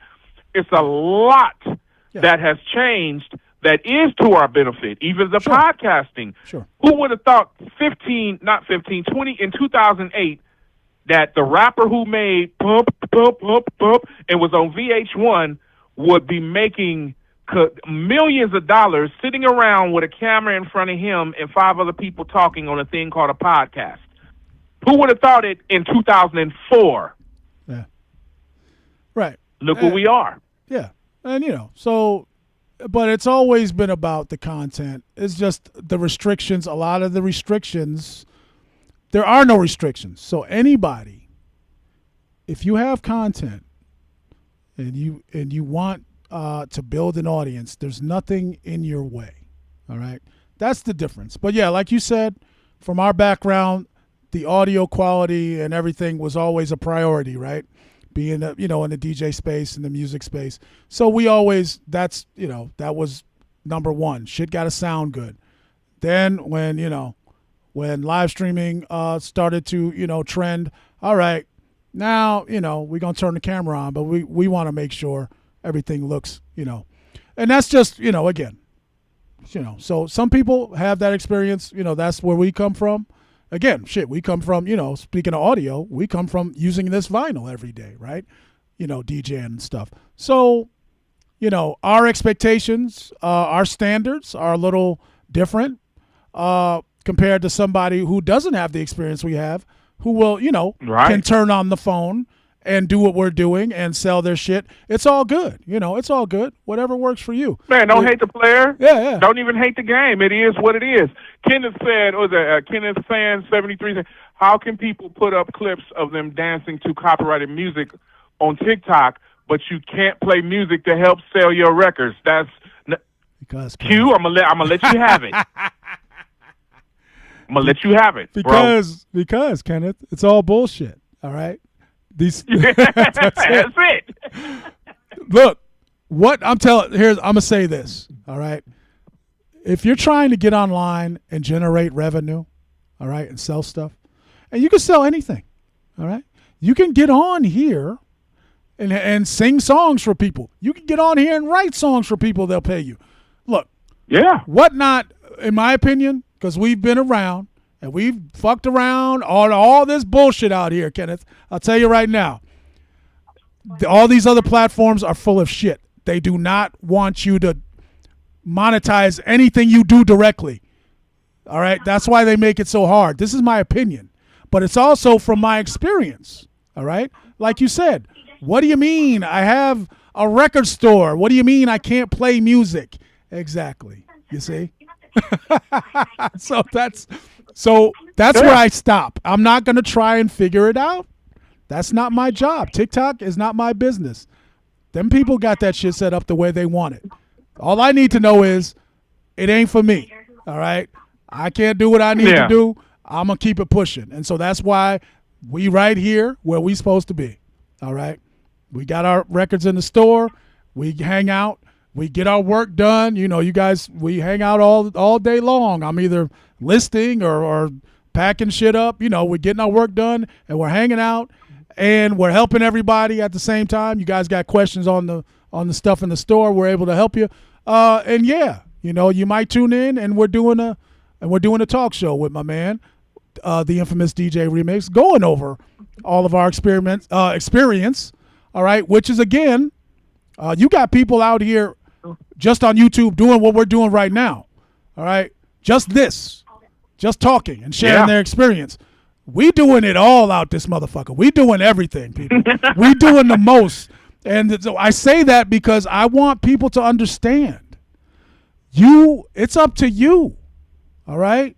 We all get trapped if we all think we got to do this or do that. No, you figure out if you want to do three different things, which for me is sell the records in my store, play the music I like to play, and talk shit. You can figure out a way to do it and make it work. That's all I'm saying. All right? And for me, you got to do it on a platform where you got no restrictions. So right now, you got to do it on the right platform. Yes, that you can. That you can, because the makes truth of the matter is that is what it boils down to. Because it just hit me right now. I said, what's really a trip? Whatnot And Patreon is pretty much the same. Yeah. Different, right? But so that's there's what I was nothing going to say. You can sell shit on there. You can sell. You have broke the mold because people wasn't even looking at Whatnot to go mix show. It's like, no, what you don't get is that's part of the whole experience. I'm Right. selling you this vinyl. We're having fun. I'm mixing along the way, and no one's telling me I can't do it, and there's no rules being violated. Right. Patreon. Although Patreon is like, you're not supposed to be, but there ain't no one giving a shit. Patreon is not the police. They don't give a shit. No. So it is what it is. So it's like, you got to, again, stay in play where you are appreciated and celebrated, not just tolerated. We have been tolerated on TikTok, Twitch, Facebook, and other places and spaces. That's just the truth. With the only exception of Mixcloud, because Mixcloud is not social media.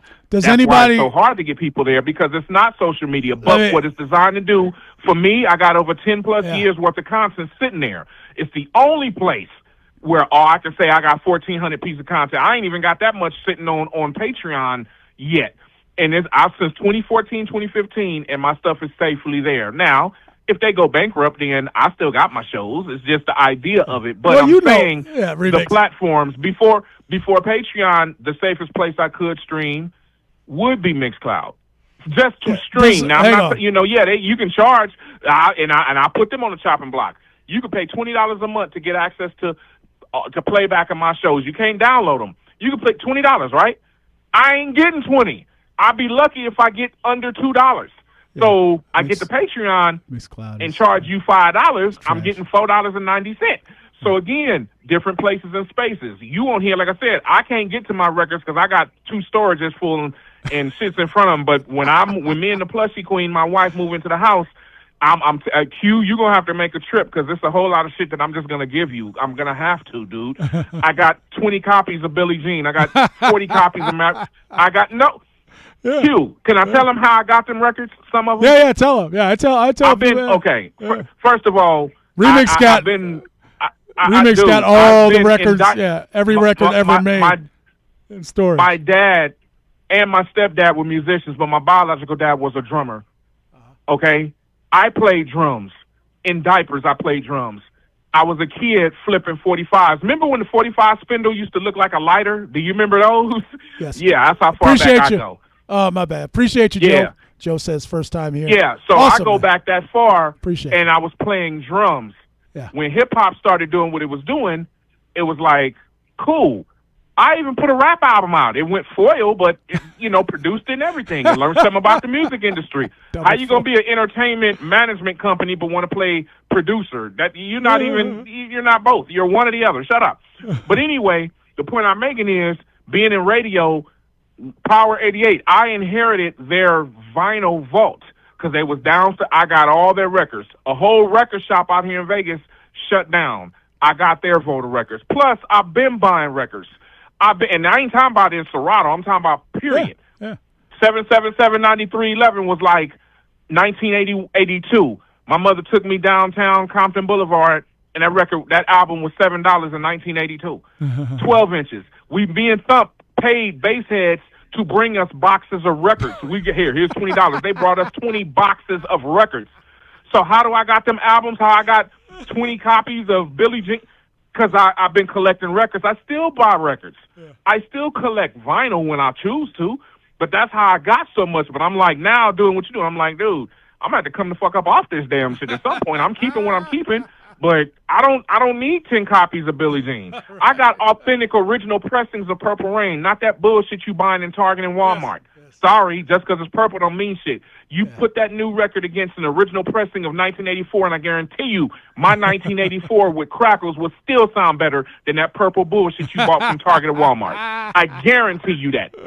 So again, you ain't talking to, again, this knowledge, oh, no. They can't have no one like me or you, knowing what we're doing. We have to be coachable. So someone who don't know shit has to be able to lie to us, and we take it and be humble just for the opportunity to kiss their ass. Oh, direct to consumer now.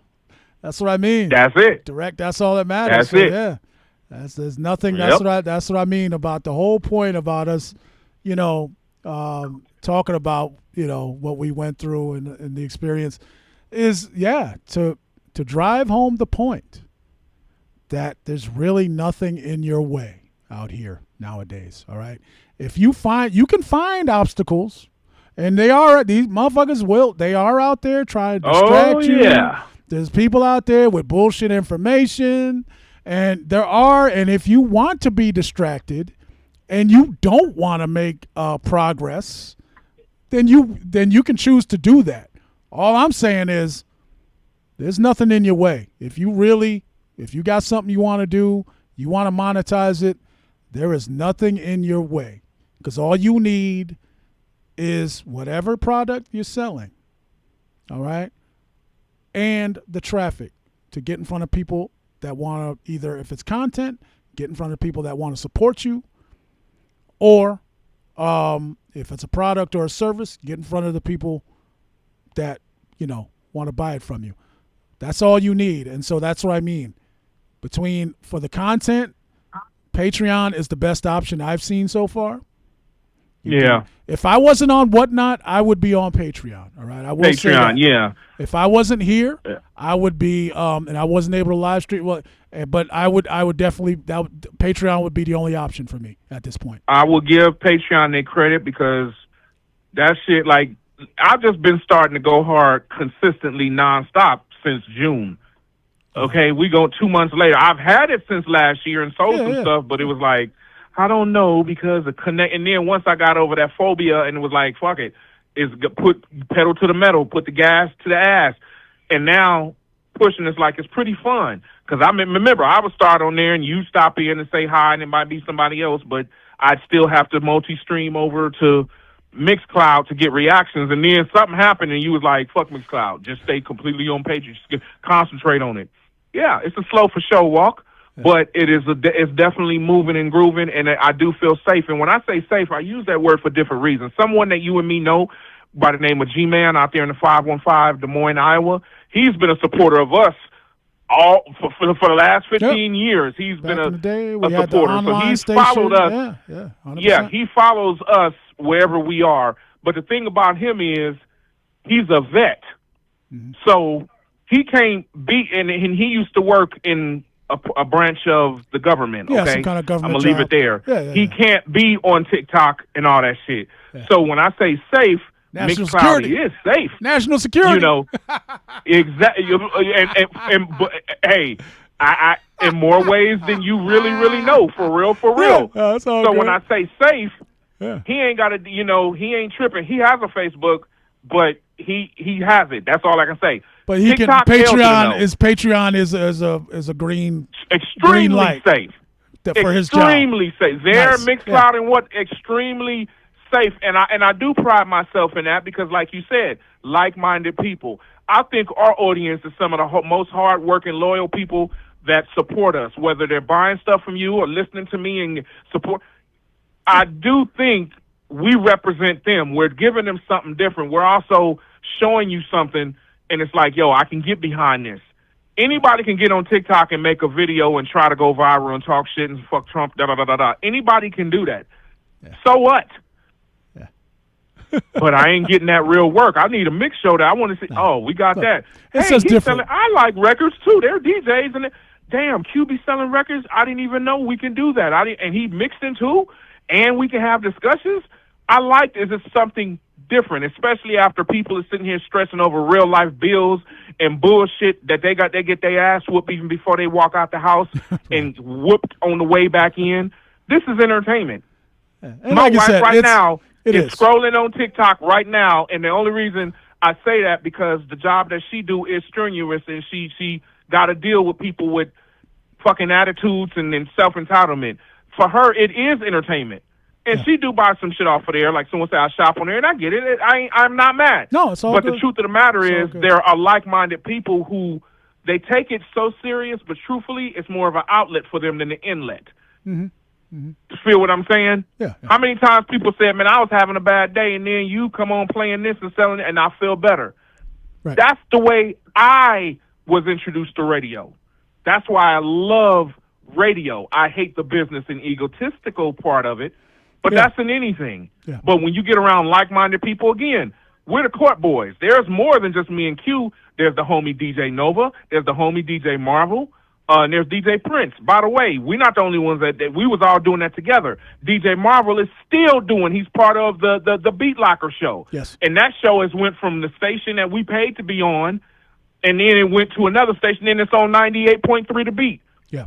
DJ Prince is still doing his thing, and he's still DJing, but he has a regular job, but he's still doing his thing. Yeah. And then DJ Nova doing his thing, but he got into graphic designing. He designed shirts and stuff. Yep. So again, we all came together, and in some form or another, we took what we learned to keep it pushing. Q has been the trailblazer when it comes to the live streaming video point, because he was figuring shit out with YouTube back in 2018. We was doing Court Boys Radio live, and I had him on my damn 65-inch big screen out here in Las Vegas.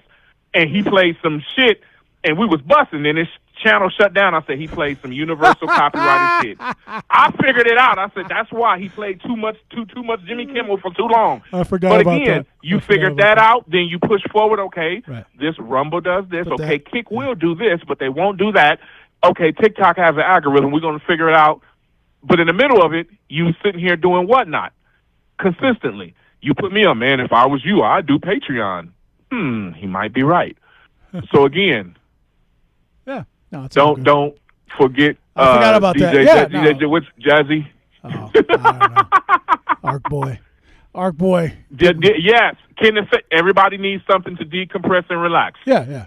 I And do think that we do that. I do think and feel we do that in our own way. Real Yeah. talk. Because, No, for hell, even for me, sometimes me playing in front of people calms me down because I be going through bad stuff.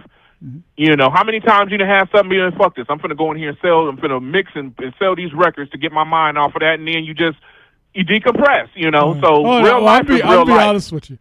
I'll be honest with you, man. I don't What you got? even I don't be stressing like that. That's what I mean. For me, That's why you don't know. That's why you forgot the year you was born. 'Cause yeah, you that's don't give a why shit. look. Kurt, wait, hey, Q, how come the Big Mac got cheese? And it's all bullshit, man. It's all bullshit. Conspiracies. Conspiracies. I get you, but let me ask you something. It took you time to evolve into that mind state. Well, Because, here's the I thing. remember now, Uh-huh. with you and me, I remember a few relationships back, some stuff that happened to you, and I'm like, damn, that's kind of Yes. fucked up. Yeah. And So- exactly, I'm saying real. And you've been with me. I'm in marriage number 4. You know the shit I've been through. Kid's mom passed away. Last wife died. You know. So again, sometimes this is what we do, and we put our all into it. And sometimes, you know, it does what it does. So I'll say this to say I'm grateful for your audience listening to me, my audience, and vice versa. Because truthfully, nobody has to do anything. I put that Cash App tag up right now. If they don't want to tip me, they don't have to. Nobody has to do nothing they don't want to. Right. But you got people that do want to rock with you, that do want to buy stuff from you, that do support you. Right. G-Man, that do want to support us and follow us wherever we are, no matter what platform we're on. Right. That matters. That means something. Again, them 10 people that support versus just 100 randoms or 1,000 people just for the sake. That fucking means something. Right. And yeah, so that's the thing. Like, it's up to us, right? It's up to us to get in front of the people, all right, that are looking for what we have to offer. That's all. And a very simple way to put it, you know. Art Boy want to jump in. Can you put the 3-way, or do you want to hang up with me and pull him on? No, he go. Oh Lord, capping. do he need to be sent to the dean's office? Is he the difficult kid in class? Arc Boy mad because we ain't playing no music. Arc Boy, you gonna have to wait. You gonna have to wait. Arc Boy, you gonna have to wait. Wait, Adam. where's Arc Boy? Where's Arc Boy at? He's out in Wisconsin. Is he on? Wisconsin, right? He's out there in Wisconsin. So is he what? 2 hours ahead of us? Is that Central Time? I know. Yeah, I don't know. I'm pretty You sure. don't know, yeah. Arc Boy, what time zone you on, bro? Because we sitting here, even though Mountain Arizona don't move, my Pacific, we move up, so we're on the same time. We jack they fucking time. Gotcha. Yeah, so it's only after 10 p.m. here on Friday night. Is it after? Is it already after midnight? Saturday morning, 12 midnight. Yeah, I'm not sure where he's the time zone, but I know he's in Wisconsin. But yeah, but no, the reason why I was saying I don't, because we've all went through it. All right, dealing with whatever job or whatever relationship that's whatever stressful, right? And needing, some way to decompress. That's not what this is for me now. Like, so for me, I could have look. There's no bullshit in my life whatsoever. My job, so the job that I'm building and structuring for myself is it's not an escape from anything. It's just I've been fortunate enough to figure out how to create a job for myself where I get to play music, go out and look, and like collect, all right, these these records and stuff, and do the shit that I like to do, and still be able to help somebody and still be able to generate revenue. All right, that's where I'm at. So yeah, I don't all day, every day. There's nothing stressful about it for me. We're in a place to where it's all about, because we gonna be working for the rest of our life out here. Appreciate your skills, Breaks. Unfortunately, right. That is the truth. And I can't. Yeah, we ain't gonna last. In my opinion, we ain't gonna last 5 minutes if we stressed out all damn day, right? So, for me, having a job that I can do every day that I enjoy doing, and I ain't stressed out about. Now, people say, "Oh, how many hours?" I don't know. I'm working every day. Neighbor, I was walking the dog earlier today. He's like, the weekend. The weekend any different than the rest of the week? He knows I work from home. He knows what I do. He says, Saturday and Sunday any different? I said, no. I do the same thing I do all week. Which is, I'm enjoying myself. I curate this music. I go out. The only time I go outside is to go out and find more good vinyl to put in the store. Mm-hmm. And then when I'm not out there, I'm here playing music, hanging out. We playing music. We doing the work. We listing them. We listing the records, and it's all good. So yeah, there's no it's like the perfect job for me. And so my point is, by explaining that, is again, people should understand you can create the perfect job for yourself, okay? If you're willing, to figure it out and put in the work and the time that it takes to figure it out. You can. Got to invest that energy. Invest that energy into it. You can figure, like, if you don't want to be stressed out all day, trust, we all been there. Job, okay, pays the bills. Oh, yeah. But, man, I can't stand this motherfucker over here. Oh, man, I almost had to smack the shit out of somebody. Fuck all that. Like, we've been through all that. So, yeah, now, because I know I'm going to be working every day of my life until I can't no more, it has to be stress-free. All right? It has to be. It has to be something I enjoy doing. I can't go to work and deal with people's bullshit. Motherfuckers. It's funny. It's funny you say that, because one of the things that I have instilled into my children, and I've said this to them all their life. I've always said, don't settle for a job. You can get fired from a job. Yeah. Try to have a career. And again, even saying that is a gamble. It ain't like, because we got good days and bad days. I'm pretty sure when you first started, you might not have made a first sale until 2 days. Mm-hmm. It is what it is. But when it boils down to it, it does go to what you said. Do something that you love doing. Mm-hmm. Not everything. As much as we about money, there's some things that's priceless that can't be paid for. Sanity, peace, right, health is wealth. That's true wealth and stuff. So I'm with you, but you evolved in a wonderful way, because, like I said, I ain't putting nobody business. Q is a man. He's a man of my heart. But I remember some stuff. I'm like, God damn, and I'm going. You telling me shit while I'm dealing with divorce issues and shit. And look who we are. Again, I'm not perfect. I got, like I said, my mom's health is doing what it's doing, and them grands. Yeah. So for me, on the reverse, sometimes even playing in front of the audience is an outlet for me, because I don't have nothing else. I don't drink, I don't smoke, so I'm too much of a square to care. Right. But I get it. But when it boils down to everybody else, we got loyal people that side with us, and they come and we get their mind off of shit as well, whether we know it or not. Because I know someone is probably 100%. Listening to me and you cracking the fuck up right now, like, these dudes is crazy as fuck. What time do y'all come back home? No, and it is. It's a benefit, because that's another thing. I know what I'm doing. Even if I'm just sitting here doing my work at the desk, the music's playing, people are enjoying themselves, okay? The feedback Yes. I get, that's what I mean. People, hey, this is great. It's great vibe. Great. Like, and it is, especially for this platform. Where it's mostly, hey, people holding stuff up. All right, people, hey, this is great. This is the, this shirt or this record or this, where people can just come here and just hang out. And like, there's no, like, I'm not trying to sell you guys anything. Everything is in the store. If you guys want something, you can buy it. If you want a discount, you can get a discount. No big deal. Like, stress free. So that's the way I like to do things. And so it is. It's a good option for people. And from the feedback I get, people enjoy it. And it's, so it's all around. Win-win for everybody. Appreciate, Cal, with the orbs, yes. That's right, Joe. Yeah, man.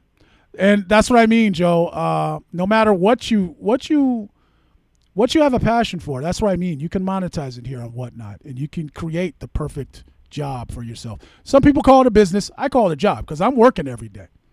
It's me, So a business, in my opinion, a business where you have employees and there's other people.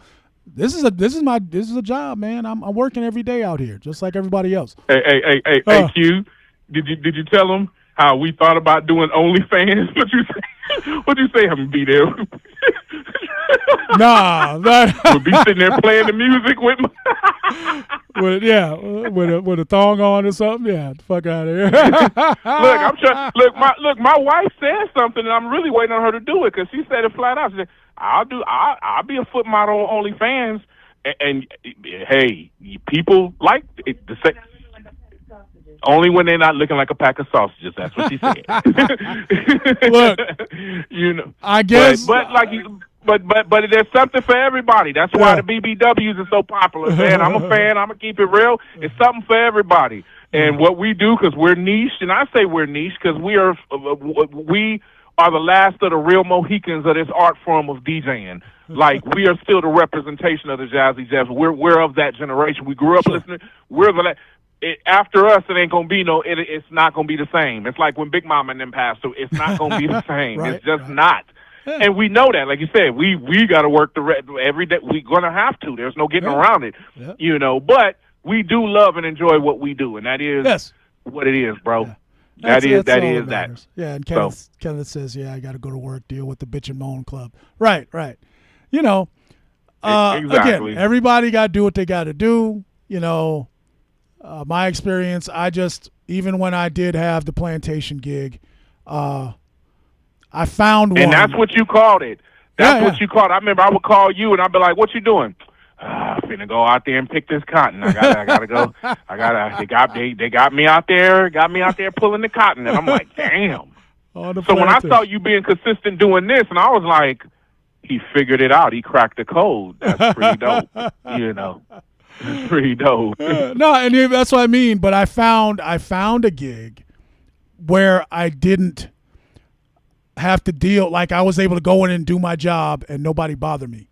Like, again, there's it ain't about being a solo operator and having your own business.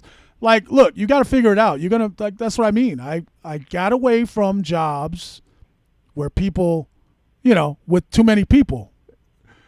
Yeah. And I found a job that, hey, you show up in the manufacturing, So when I was working at Intel as a contractor and these other, damn, that's where you was at. You was at Intel? Oh, Nazy, I didn't know where you worked. I knew different stuff, but I didn't know. Damn, okay. Shout out to Intel, man. Look, I wouldn't be here right now if it wasn't for the flexibility and the no stress. All right. Of that gig. So working out there, when you work for companies like that, semiconductor space, all right, production manufacturing, Intel don't want you doing nothing, and any of these companies where the product, people can't be fucking around. You fuck that product up, that's a lot of money, all right? So what people are doing, most of the job is automated, but people are monitoring, okay, the machine, they call them tools, but people are monitoring the tools that process these chips. All you got to they bring you in. Look, here's what you do. You do A, B, C. You got 12 hours. That's all you do. Don't try and do nothing extra. Don't try and go sweep the floor when you ain't got nothing to do. None of that bullshit. You do what you're told, and it's never 12 hours of work. I worked at that space for years, pretty much the whole time I was out here. Remix, all right, and that's why, because I didn't have to deal with nobody's bullshit. You go in there, you do what you're told. They ain't trying to work you to the bone. Out of a 12-hour shift, I would maybe have, if I like a heavy workload, like as far as tasks to do, 3 hours worth of work. I got to space it out over 12 hours. Okay. And you get, I don't know, you get like, you just take as many breaks as you, that's what I mean. So there's ways to, my point is, people, even your job, you know, it depends on what you're willing to do. Okay. And for me, like, yeah, working a 12-hour shift, compressed schedule. Again, the pay was good. Again, you know, simple, no bullshit. You go and do what you do. And then, I mean, I saw my supervisor. Every time I would start a new contract, I would see my supervisor the first day. The guy that, you'd be like, okay, you know, if you need anything, give me a call. I'd see that dude or gal that one day and then wouldn't see him again for 2 years or whatever. Like, you never saw those people. Nobody ever bothered. So it's not. So that's what for anybody out there, if you're looking for a job that's low stress, look into, production manufacturing. I'm talking about entry level gigs. All right. I didn't go to school for that shit, but I got in there and I got my work experience. So I worked there for a number of years and in that space. So the more years you work in that space, the more experience you have, the more money you make. Okay. So these other companies will contact you. Hey, this is available. You know, are you available? Sure. The pay rate, they ask you how much you want. They don't tell you how much you're going to get. So that's what I mean. Like, that's what I did. All right. With the plantation, I found something that worked just like I'm doing now. I found something that worked for me. All right. That was best for me. All right, and that type of situation was the best for me. I negotiate my pay rate. I get the schedule I want. I don't have to deal with no bullshit. Those are my criteria. All right. I'll work. I'll dig ditches all day if I have to. But that you don't have to is my point. Yeah. I know. I'm getting. You know what's funny? It's funny you say that because by default, I'm a natural introvert. You know, the people I want to be around. You know, my wife, kids, family, cool. But other than that, you know, I gotta know. You know, the people that I'm cool with. You know, within us, our crew, yeah. But other than, you want to go out and have a no. Only my job in the sense of career choosing being a DJ and doing this is the only thing that'll make you think I'm not an introvert. Because when it boiled down to it, I'm like, I didn't have aspirations to be in the club. But again, my background is a little different because, again, you're talking to a child of a mother who was a bartender working in the same club that my dad and stepdad in the same band worked in. So it was a few times at 9 and 10 years old, she didn't have no babysitter, and they took me to the club. And guess where I was hiding at? In the DJ booth, under the turntables, in case the police. And then I'm DJing, playing stroking. I ain't even old enough to be in there, and I'm playing stroking for grown people at 4 o'clock in the afternoon. Fat back. Yeah. No, that's funny. And my dad managed a funk band. And I used to go to the gigs. You see what's in there. You see what's, like I said, it's like, dude, I got, you know, I don't drink. There's money, but knowing what I knew, there's like, they not really paying people what people are really worth. And, you know, I'm a married man or whatever. If them things didn't entice me.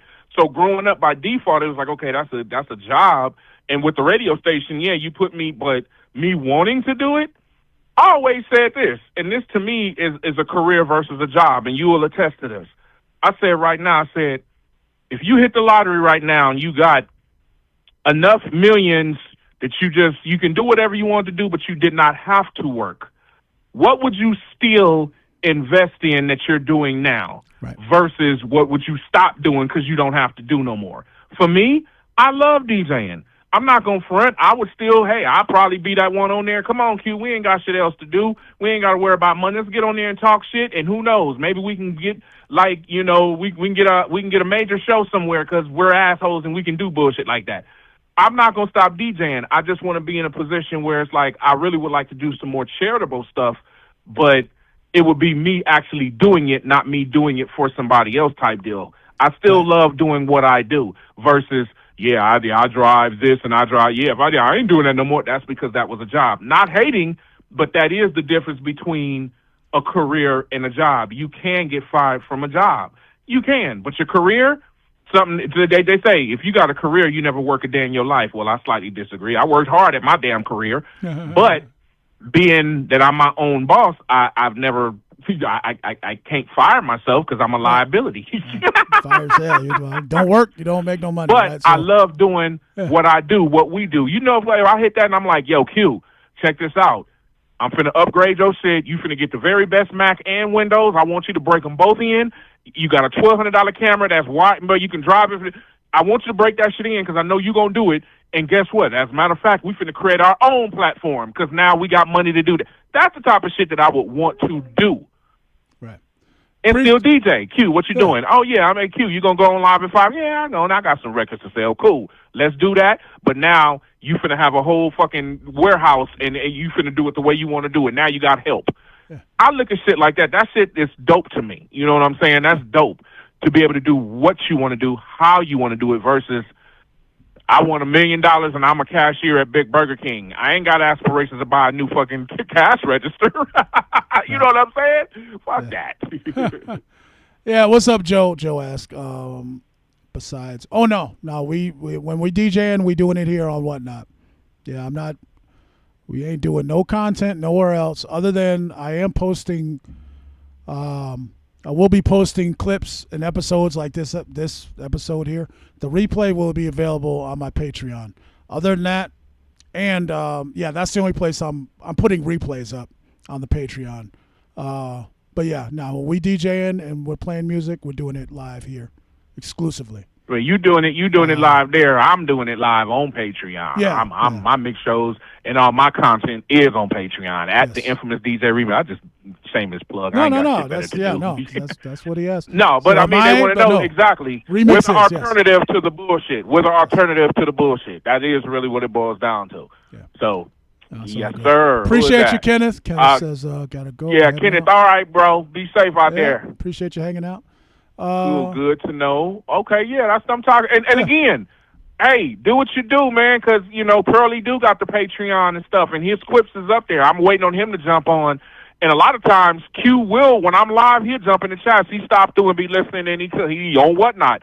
And then I jump in on Whatnot like I am. I'm getting the thing. I wasn't expecting to be on the phone with him. I was just messing with him because I was live on TikTok. Oh, no, you need to call me. We finna talk about You know what I'm going to have to start doing? And guess what? Look, your show is already going. I got the audio. I've been recording. We're going on 2 hours. I'm going to leave it free. I'm not even going to put it behind a paywall. Yeah. I'm going to let that shit go up on YouTube and Patreon at the infamous DJ Remix because that's what we fucking do.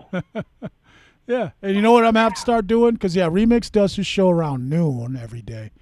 And I used to be able to I would usually be doing the shipping or something, so I would I would pop in and listen while I was working. But now that I'm that's what I do when I'm live. What I'm gonna have to do is not have to, but what I'm gonna do is start putting your show on when I'm live. Yeah, when I'm working. Oh, playing the audio? Yeah. Well, no, I'll just put. Oh, okay. Yeah, I'll just. Yeah. No, I got instead you. of me playing, instead of me playing the music, when you're live, I'll just put your show on, and we can listen to your show when I'm sitting here working. And I gotta fall into your habit as well because I'm trying to get the damn plushie queen over here to join me, which she is. But you did make a point. Content is king. The live experience is what our audience wants from us and with us is a live experience. Like you say, you cut the camera on, and it used to be a time you prepare to do the show live. Hell, the preparation is the show. Even with me, there's sometimes I'm like, I just cut this camera on and, hey, y'all, what's up? I'm just sitting here editing some music and doing – I got to learn to do that because I got to pull green screens and stuff because I'm in, Gotcha. the studio's in the room. But I do have to learn to do that because I do think it is beneficial, even if I'm not playing music, but I'm doing other stuff. Hey, I'm sitting here, I gotta, giving you a screenshot of what Mel Studio look like, or this, that, and the other. Because again, I'm recording the audio of our talk, and it's just got a flyer up on Mel Studio. But yours is picking the audio up and the video, and I'm watching like. So this shit is kind of dope, and it's like it's so much more that we could be doing. And the fact, like you said, when you in there working. You ain't working. You cut it on. It's all part of the show. So you might get an hour of you just sitting there chilling, sending stuff, and then jumping on selling, and then talking and bullshitting after. Yeah, in between. Yeah, where's Patreon at? It's an app. Just download it. Download it or iPhone or Android. Download Patreon. Patreon. Don't. They know. I know. Arc Boy capping. But look, I'm being nice. Arc Boy asked a question. Now, damn it, you got to answer the question. Remix. You talking about DJ Remix? The infamous DJ Remix. Yeah, he's not on. What you're asking, Joe? If Remix is on whatnot, he's not at the moment. Well, actually, he is. I got an account. I'm not live. I'm not selling anything. I'm just he's my not account selling is anything. Here, waiting. I gotta grow up and get like you. Why don't you? But you can still do the show, man. Like you should just apply for a seller account. Sell something. You could sell. I did. You know what? No. I did. Believe it or not. No. I did. Remember when you told me to do? I'm already set up. What do you do, man? Never mind. So follow the infamous DJ Remix and message him and say, hey, when's your next show? So he's bullshitting. So yeah, you guys, the infamous DJ Remix right here on Whatnot. Message him, message him every day. When's your show? When you gonna schedule a show? All right. Get on here. Yeah. What do you mean? What do you mean? Man, you know what? You should. You should. Man, yeah. You ain't got your Machiavelli. Go. You ain't got nothing to lose, man. You ain't got nothing to lose. Nah, we getting in. Like I said, over here, I ain't slinging the vinyl, but I'm slinging the music and I'm slinging the custom mixes. And like I said, that's what I mean. You could just do that. I'm on every day as much as possible. Like I said, with the exception of tomorrow, because I'm doing a community back to school event. That's the only reason, because it's not just about me. A lot of the kids and families coming, being on TikTok is beneficial because the people throwing it, they're there. So that's it. I ain't gonna broadcast that on.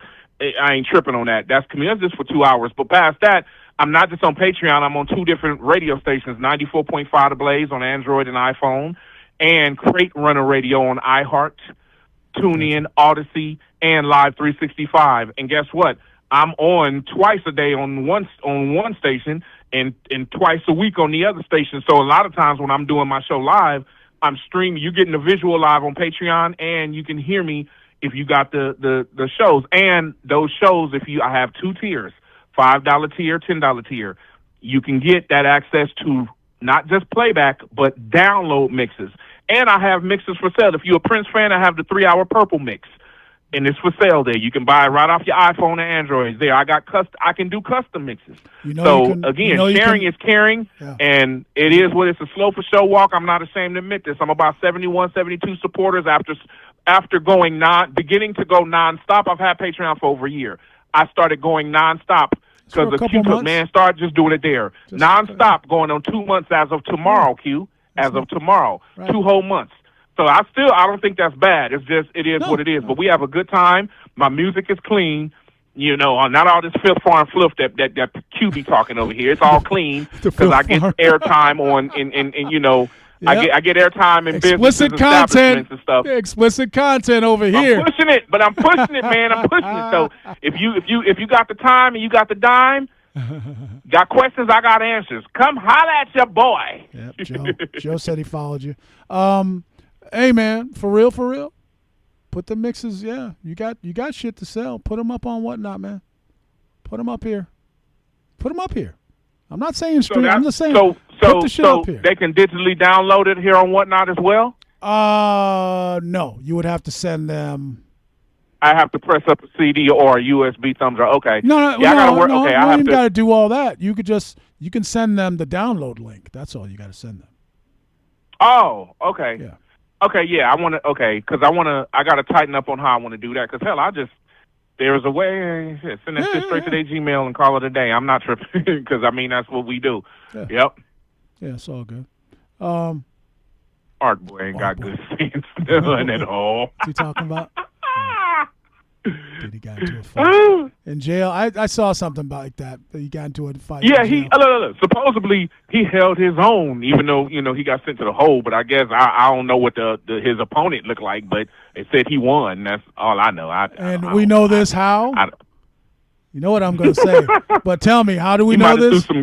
Probably threw some Cheetos in his eyes and socked him in the jaw. I don't know. Who's reporting from the jail? The blow by blow. Who got the footage? Who the fuck? Yeah. First-hand experience. I got first-hand view experience. Yeah. What is this? The MMA? Like they got motherfuckers in there watching the prison fights now. Hey, guess what? Oh, pity. No, get the fuck. Yeah. Fuck out of here with that shit. I see this shit.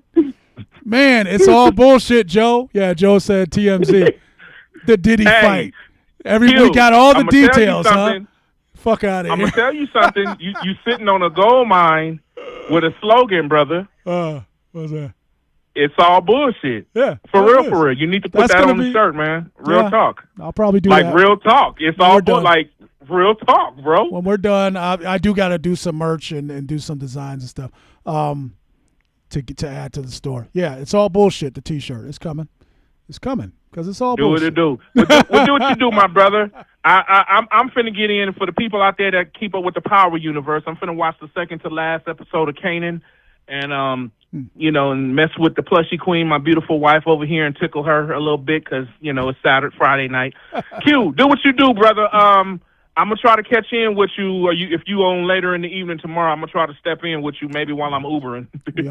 we always on. We always on, man. Man. We always Hey, shout out to your audience. Shout out to Arc Boy. Shout out to Ken and shout out to everybody out there that's there. And if you become a follower of me here on Whatnot, and if I can get you to follow me on Patreon, I appreciate you. Real talk, because we there's space for more family members of supporters. Real talk. Yep. Real talk. And I appreciate, man. Q, your audience always show me love, so I gotta, we gotta do what we does, man. Keep it pushing and moving. It's all good, man. Yep. All right, brother. I'm gonna hang up now. All right. Later, alligator. After a while, crocodile, and all the other shit in between. Now, I mean. All right, man. Appreciate you. All right, man. Talk to later. You later.